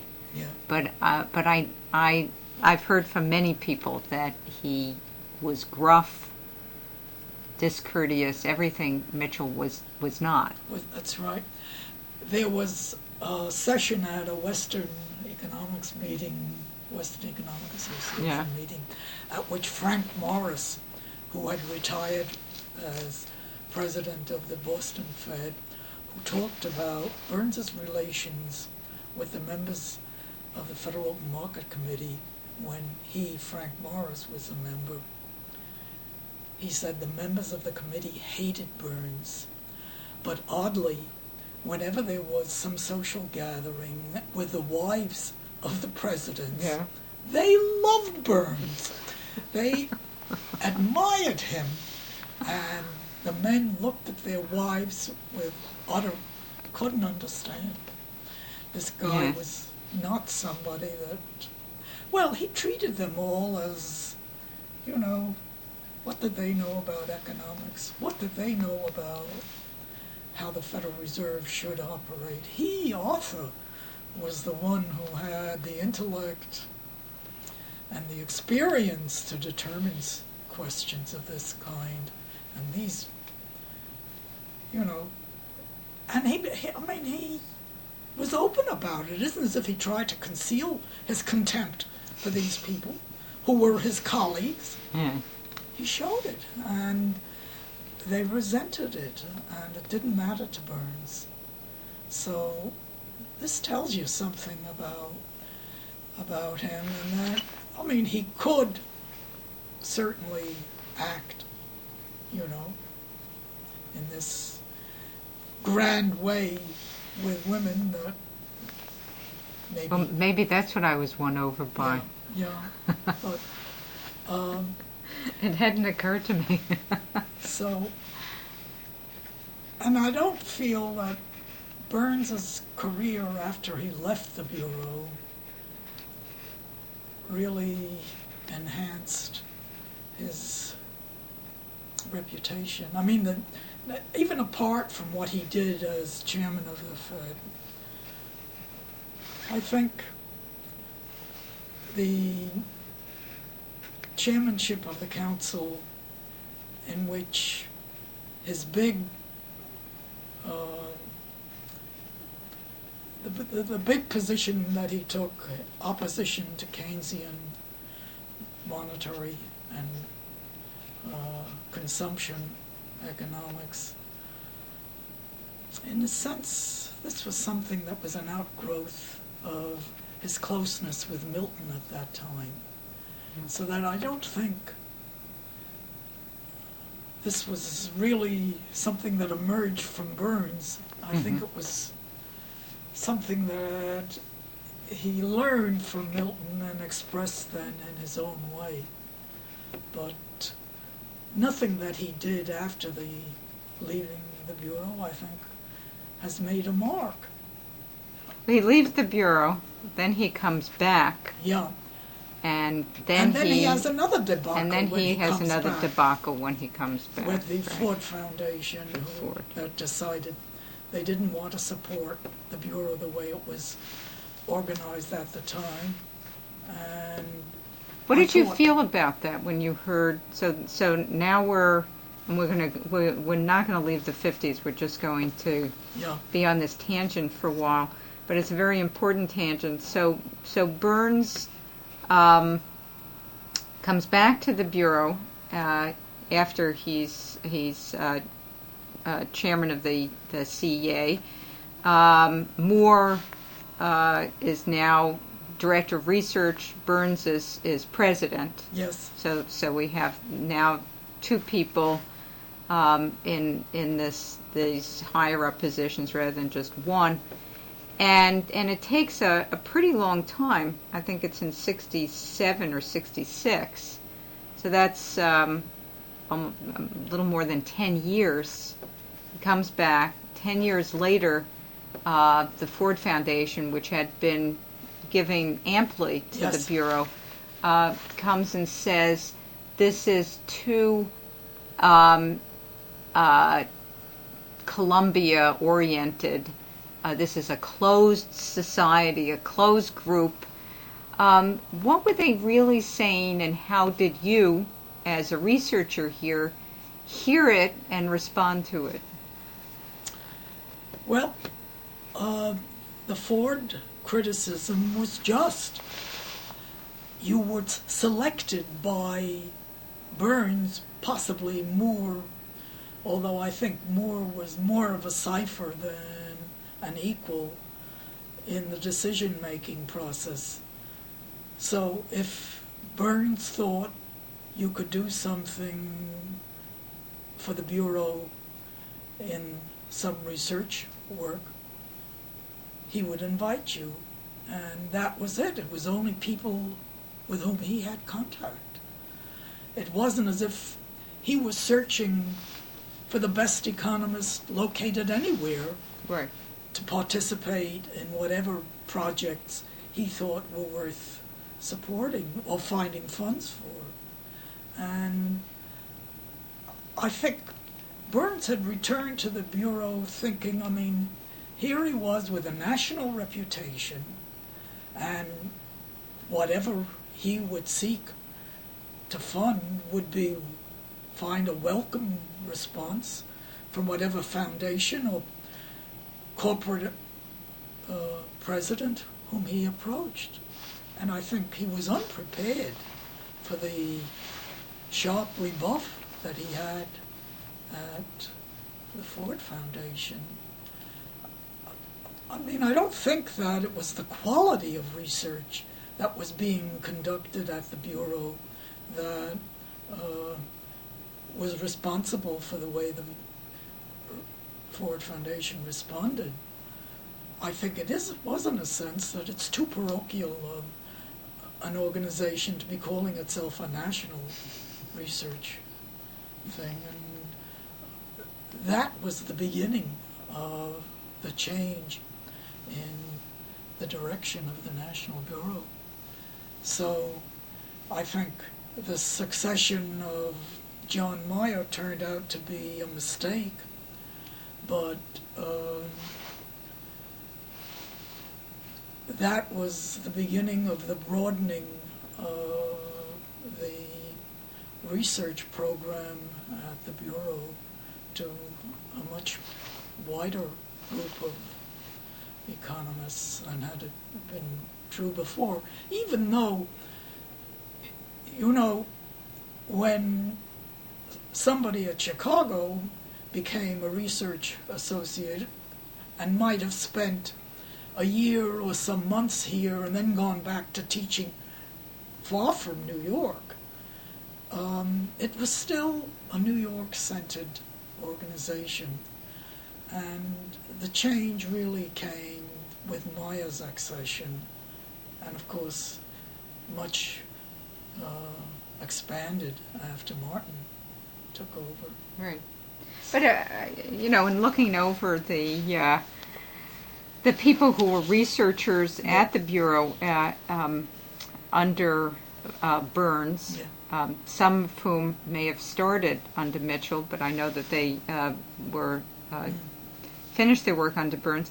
They look, it looks as if they're from all over, but in many cases the lineage does go back to Columbia.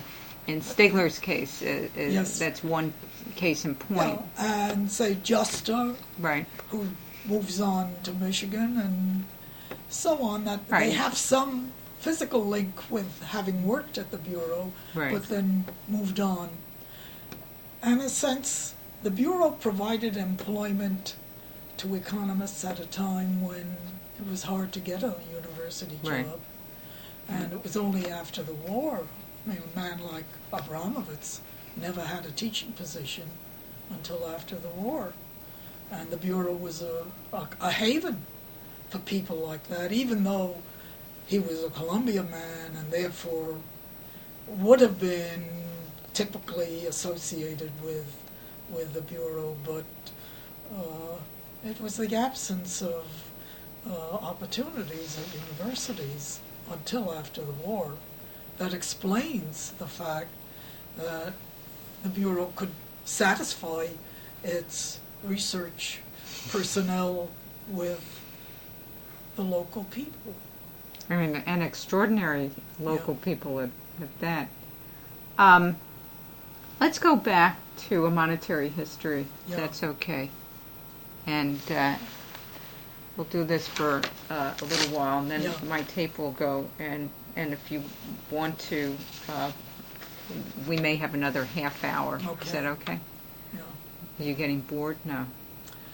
Well, I have things to do, but I was away for 4 Yeah, I days know. last week, so I'll have to wait another day Yeah. to do it. Well, if we don't finish it now, we can finish this another time, but it Yeah. would be good if we just did another half hour or so. So we have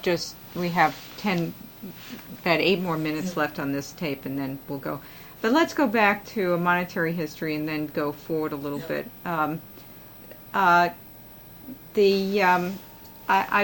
I always enjoy reading a monetary history. As I said, it's the narrative is a great narrative, Yeah. and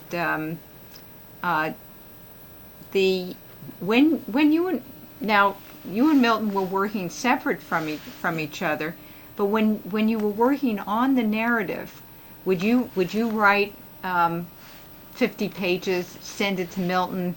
Right. He would cross things out, Absolutely. scribble in, send it back. You'd get it typed somewhere, or you type it yourself. I don't know who was doing the typing In those of days, these things. we had typists. You had typists, good, Yeah. because that was a lot of typing.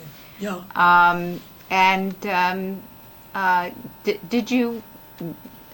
Did you have it in your mind that you were actually writing brilliant English? This was readable. No, I mean, it never occurred. We were trying to get this thing done, and it was not written once, it was rewritten and rewritten. And The last sentence of The Great Contraction, you know that sentence very, very well. It has about 3 knots in it. It's the most one of the great sentences, I think, of economic literature. I read it out loud to my graduate students every year, and tell them sometimes you can have a triple negative for effect. I just want to tell you that I very, very much like that sentence and many of the others in that book. So you and Milton work and work and work and work, and of course the and two of you. eventually we turn in the manuscript. And eventually 61, 62? That's the rewritten That's the manuscript. rewritten manuscript, okay. Yeah. So the first version of it is turned in when? It goes through the staff reading committee and the director's reading committee, and it was the man who was president of the New York Fed who said, "Why don't you use the Harrison papers Right. at Columbia?" Right. And it was the first we'd heard about, and then I went up to Columbia and selected the pages of these records of the New York Fed that we had copied, and I brought them back to the Bureau, and we made copies of them here and sent them to Milton. And then we started working again on the chapters where these Right. Federal Reserve documents could be introduced. So it certainly changed the tone of the manuscript, and I think added a lot of, I would say, human interest to what we were writing. But eventually we completed it and then turned in what was the final version, and that was it. So, so the edition was just the Harrison papers, or there was more? The revision was basically incorporating the Harrison papers. Uh-huh. I mean, we rewrote a lot anyhow, because you always can see something could be expressed better after it's been out of your hands for a while. And we did a lot of rewriting in that sense, but not in the formal sense of having new support for the view that we were trying to present based on the Harrison papers. Right. So, once again, we're almost done with this tape, and then we can take a little break, and then we'll just do a little bit more. I think that, so we're now around up to the time that you get your degree. You're still at the Bureau, of course, and you're still at the Bureau now. And so I think that when we pick this up, you can just sort of discuss a bit about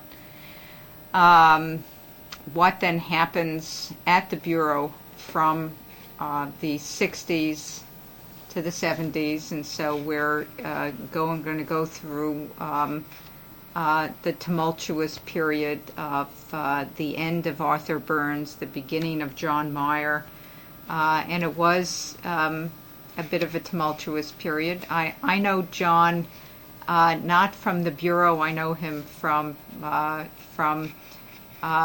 when I taught at Harvard in 1976 and met him as the John Meyer from Conrad Meyer. Yes. And John Meyer is an extraordinary individual.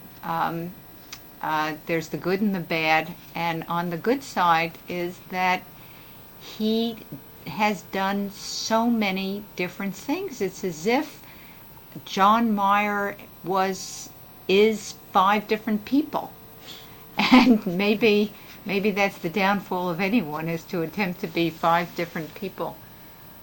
So let's take a little bit of a break, okay? This is tape 3 of a November 19th, 2001 discussion with Anna Jacobson Schwartz about life at the Bureau then and now. Okay, so we're sort of somewhere in the 1960s, and you can go back in time, forward in time. But I was thinking that you can comment on you've said a bit about the way research was done. I know that that's always difficult to comment on about the shops. I know Bob has told me about the business cycle shop. Yeah. Did you see the business cycles when you Sure. would come here? Yeah. During the time when I was working on the British study, Right. I was often in the business cycles shop where there was a crew busy working on individual time series, and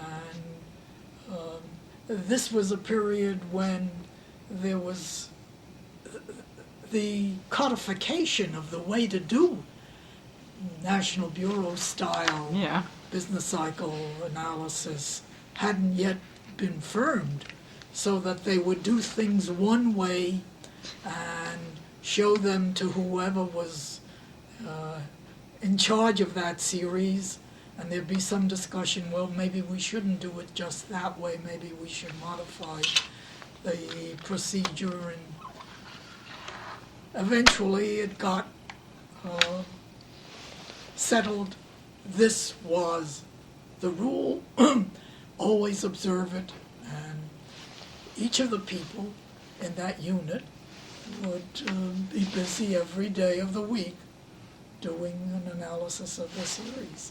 And this was way before there was a computer and the... Right. Has someone written down anywhere what this codification was? Yes, I mean, there is a mimeograph version of how to do each step in the way of getting the final result. Do you know where that mimeograph? You're saying that you've seen one at some point. I may even have one. So there is such a... Okay. It's what you would call the rules of the game. And this is the way it's played. And Well, if you happen to find it, let me have pass someone, it on to you. Right. Well, we can Xerox it Yeah. so you can keep the original. Yeah, I'm pretty sure I've got it. Anyhow, there must be a copy here. Right. Well, now that I'm trying to put this archive together, Yeah. there are many, many different things that I think that we'll want in it. Are there any other statements about how research was done? In those days, Right. well, Sort in of in those the days, 50s. as I think I've already indicated before, Right. the first emphasis was on accuracy.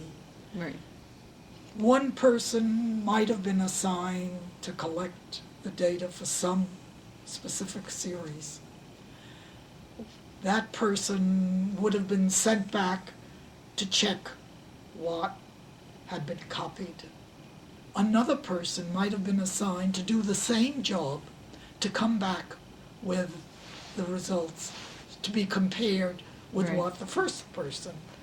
Right. And as I say, there was this intense concentration, making sure that every number you copied was what had been shown in the document that was its source. Right. Then there was the next step, which was the analysis of the series, which might have been done only by the people in the business cycles unit, separate from the people who were doing the collection. And then there was the final stage when somebody had written a manuscript and somebody was assigned to check each statement in the manuscript, which was typed and sent to a reading committee and to a director's committee. And the research assistants, like Bob and like yourself, Yeah. were drawn from Columbia graduate students. That's right. Right. I don't think of anybody who wasn't. I mean, there were some who were not graduate students. Some who were a not, lot of yes, the people yes, who worked on the money project were not graduate students. The only one who was a graduate student, in fact, got his PhD while he was here, Who was that? Mark Whaley, Uh-huh. who was I don't know. psychologically not really a normal person, I would say, Uh-huh. but certainly a very intelligent guy in other respects. And the people who weren't graduate students, what were they?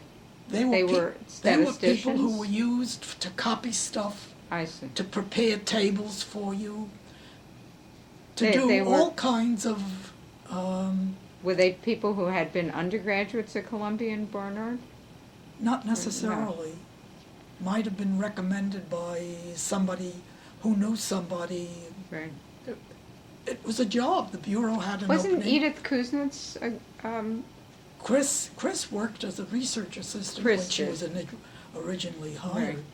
But I think that long before you came to the Bureau, somewhat before, wasn't Edith Kuznets Harry Jerome's research assistant? Absolutely. And that's how she met Simon. Simon. Yes, I Right. agree. And I always say that that was the first moment that we know of. Maybe there was an earlier one, that the National Bureau was the National Bureau of Economic Romance, which it has continued to be. There have been Well, many. I don't know. I mean, I know other couples, one of whom was a National Bureau person, but not the the other one. But No, I can give you a list of them, but Yeah. not now. So, so research, the research process is always was very time-consuming. very and time-consuming, right? Involved, I would say, lots of people. Lots of, that's right. It was. I like to think of it in the mind's eye. I think of it as sort of a little factory that's called the shop, Yeah. and I sort of think of it that way. A lot of the work that you did was solitary. You would direct research assistants, right? Yes. But it wasn't We it had wasn't quite a a group. Oh, okay, yeah. And you would these research assistants would go to Columbia, get information, bring it back, That's right. right? Yeah. And Milton didn't have his own research assistants at Chicago. Everybody was here under Everybody your was eye. here. Yes. Nothing Yes. was done in Chicago by Right. others. Right. Whatever statistical work we did was here. He didn't initiate it in Right. Chicago or have somebody working on it there. And the now by the 50s, there was a mainframe. Someone had a Nothing that was in the- used by us. Right. By the time we did the monetary trends, of course. then there was, Yeah. right. So there were Monroe calculators. What do you That's right. remember? Monroe calculators. That's right. Uh-huh. Yeah. And there were these research assistants would just Sit crack a there jack. and crank Good it at out. doing it. Yeah. That's Right. Yeah. My own graduate students find it hard to believe that I remember when we didn't have an easy portable way of computing natural logs. That's right. You know, that well, Well, when you I had was to a look graduate, at the- you look at the log table, Yes. but I mean, I could write a program and go to the computing center, but you don't want to go to the computing center to compute a natural log. And I remember that Bob Fogel, who was my advisor at the time, rented for me, because I was working on a project for him and a project for myself, and so he rented a calculator that was gigantic and must have had a bit of a memory, and it computed logs, and it had exponential, and that was my way out of the log table. And I would also just use my high school slide rule, which I was certain I could read to 5 significant That's digits. what Foreman prided himself on. Oh, I see. He was one of those. Yeah. Okay, so into the 60s. You're working here. Burns Okay, is, the monetary history is out. out. We're still thinking we're going to produce this volume on the cyclical behavior of money. right. Instead, we published this volume on monetary statistics of the United States that came out in 1972. And we're still thinking that we're going to do the cyclical history of money, instead of which we go ahead and do monetary trends. Yeah. And we never do the cyclical history of money. The only thing Yeah. in that direction is the 1962 thing that we did.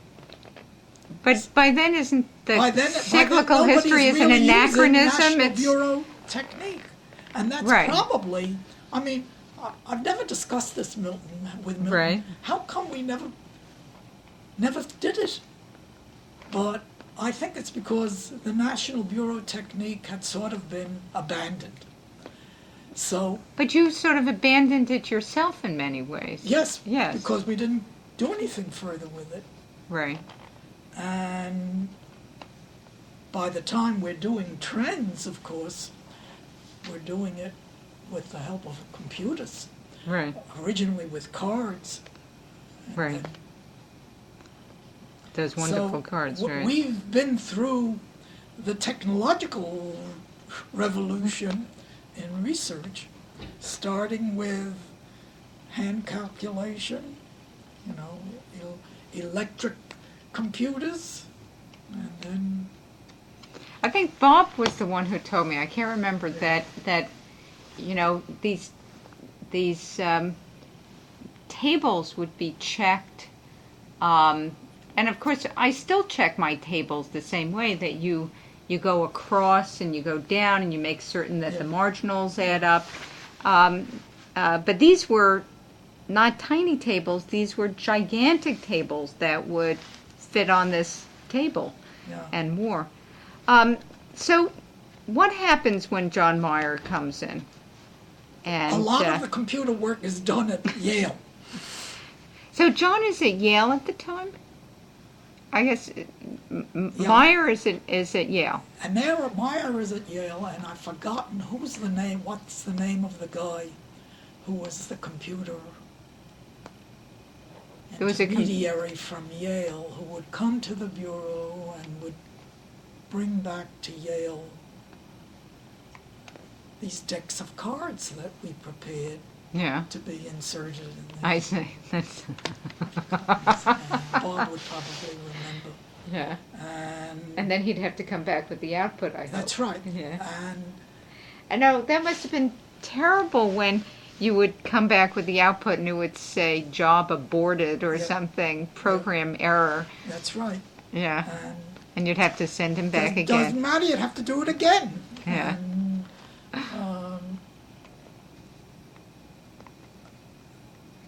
that was an interlude, really, because John Meyer didn't last all that long.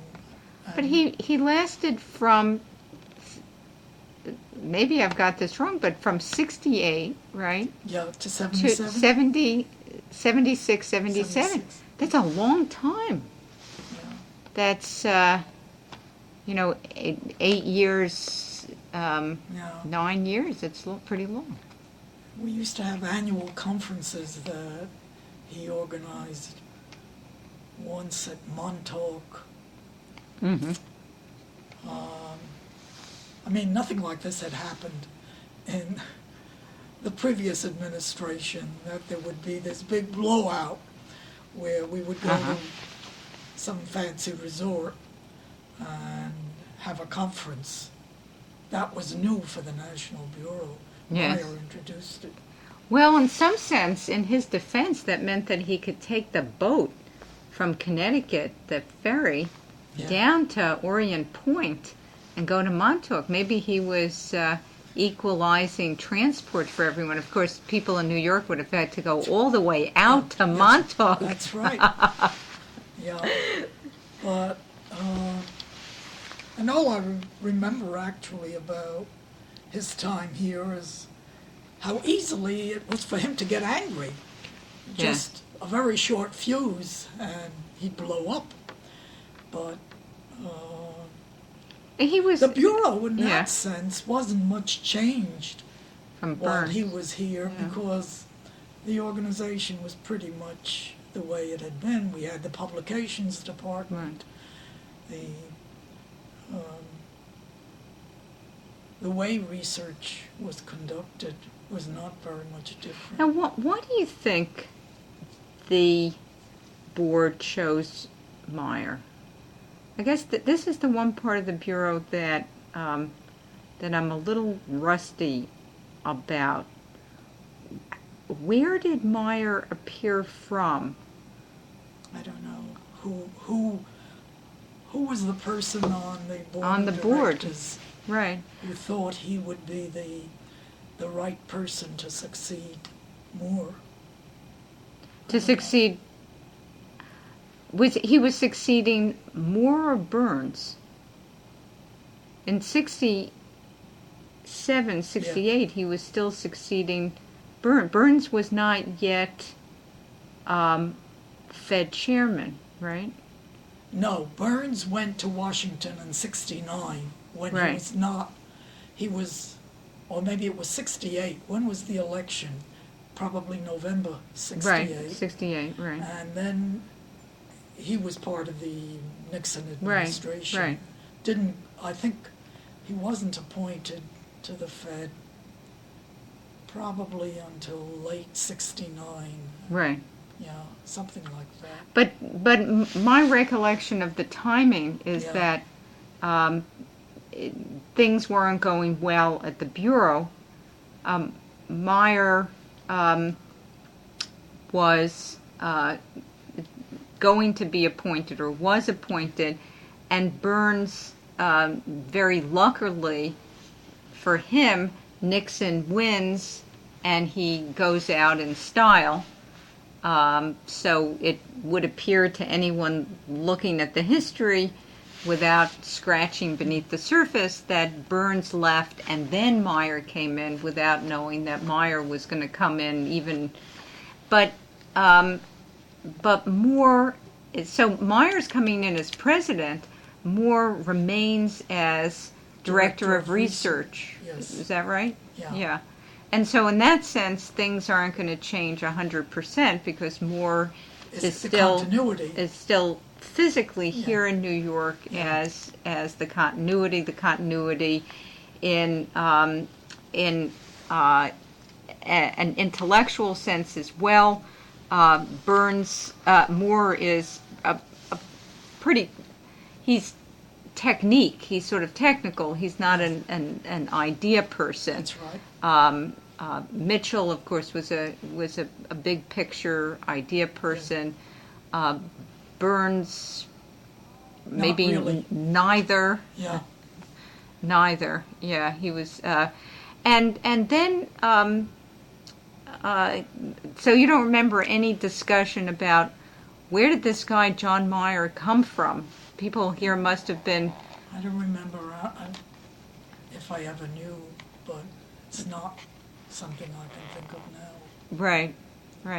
But maybe it didn't matter so much because, after all, Moore was still here, so it may not have been something that one thought much about.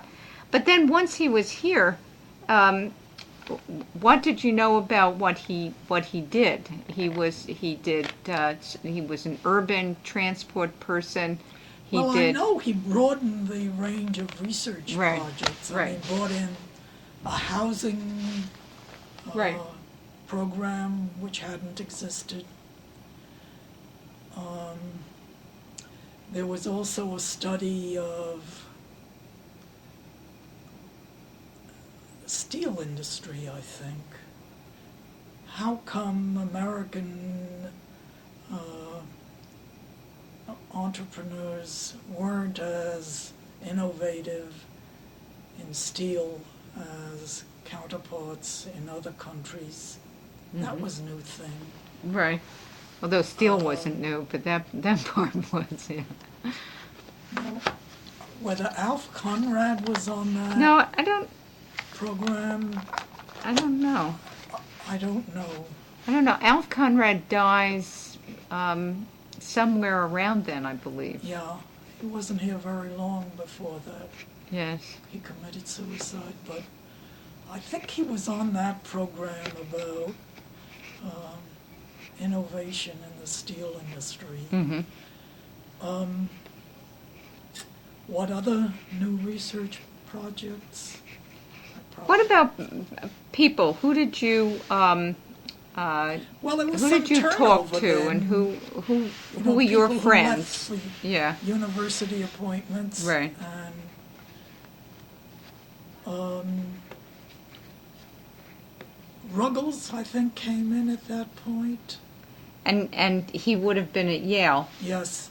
But maybe he would show up at New York every now and then. That's right. And your own personal intellectual contacts, social contacts here at the Bureau were about the same. That's right. And who were they mainly over the years? And here we're situating this somewhere from the late 50s into the whole of the 60s. Well, I mean, someone I've known all through the years Right. is Bob Is himself. Bob, of course. But Bob's the great I can't say constant. that we were really social. I mean, I didn't have dates. My husband and I didn't have dates with Bob and Sally, but Right. we certainly knew one another. And Right. my social activities tended to be confined to my family and to opera, Right. concerts. But what about the intellectual life of the Bureau? To whom would you go if you had, if you wanted to talk through an issue? No, I mean that was what was I thought. Somehow, there were segregated projects, so you associated with people on your project, Yes. and you wouldn't say to somebody working in another area, "I have a problem in my area. How do you think I should approach it?" For one thing, if I had a problem, I would talk to Milton about it. There wasn't anybody at the Bureau who I would feel would give me better advice than he. Right. So, in that sense, I think projects didn't intermingle. They pretty much stayed separate from each other. And certainly, I never felt that there was a group at the National Bureau who was as interested in money as I was. And, well, I didn't have to look to people at the Bureau to discuss these things. I mainly could talk to people like Phil Kagan, So I was going to who say was Phil at Kagan, Columbia, of course, and is at could- Columbia, right? So Right. whether my experience is unique in that regard, I still think that that's the way it went, that people in your area were the ones you were intimate with. You knew all the other people working on other projects, but you'd never really expect them to devote themselves to what you might think is a Right. problem at the moment. Well, I think in some ways the new National Bureau, for all of its, and we can say a couple of words about this, and then we can wind up. For all of the potential practical problems that the Bureau has today in terms, and you sort of intimated this before, that research, I have an idea, let me write, a 50-page paper on it, and we'll follow through later, maybe. For all of those potential problems, the wonderful thing about the Bureau is the vibrant intellectual atmosphere that if any one of us has a problem, be it empirical, be it historical, be Data. it theory, whatever, a program, You computer can find program, someone in the Bureau who'd be able to help. who would, really want to help. Yeah. And I think of that as a real plus Yes. of the Bureau.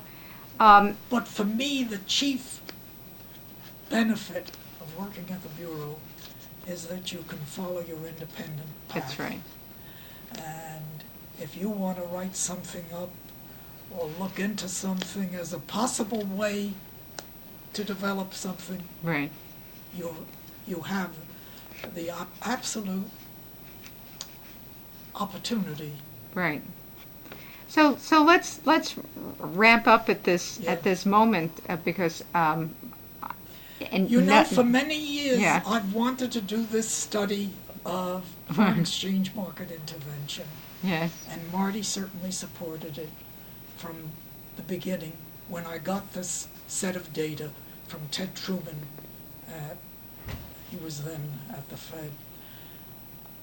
And we've had many problems since getting the Federal Reserve Bank of New York to make available the data on intervention for both the Fed and the Exchange Stabilization Fund, the Treasury.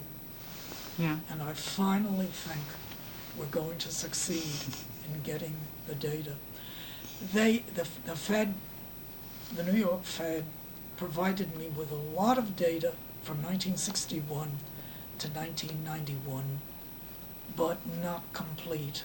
And they did it very grudgingly. They did it because Alan Greenspan had expressed an interest in having this research done, but they didn't want to assign people to go to the archives to dig this out. If they dug something out and it wasn't complete, that was fine with them. And we finally got Owen Humpage at the Cleveland Fed, who had been working in this area, and to whom the Fed, the New York Fed, agreed to supply the missing information that was in the collection they sent me. Maybe finally we're going to have the opportunity to do this study. And as I say, the fact that the National Bureau has permitted me to go ahead all these years just waiting for this chance to have the basic information, for me is a boon that I can't possibly exaggerate. It's wonderful. So I'm looking forward to doing this research, assuming I'm still going to be able to work ahead. But anyhow, Okay, well, let me that's thank... the way I'm wrapping this up. Okay, Anna, thank you so much. And I'm going to turn this off. Yeah.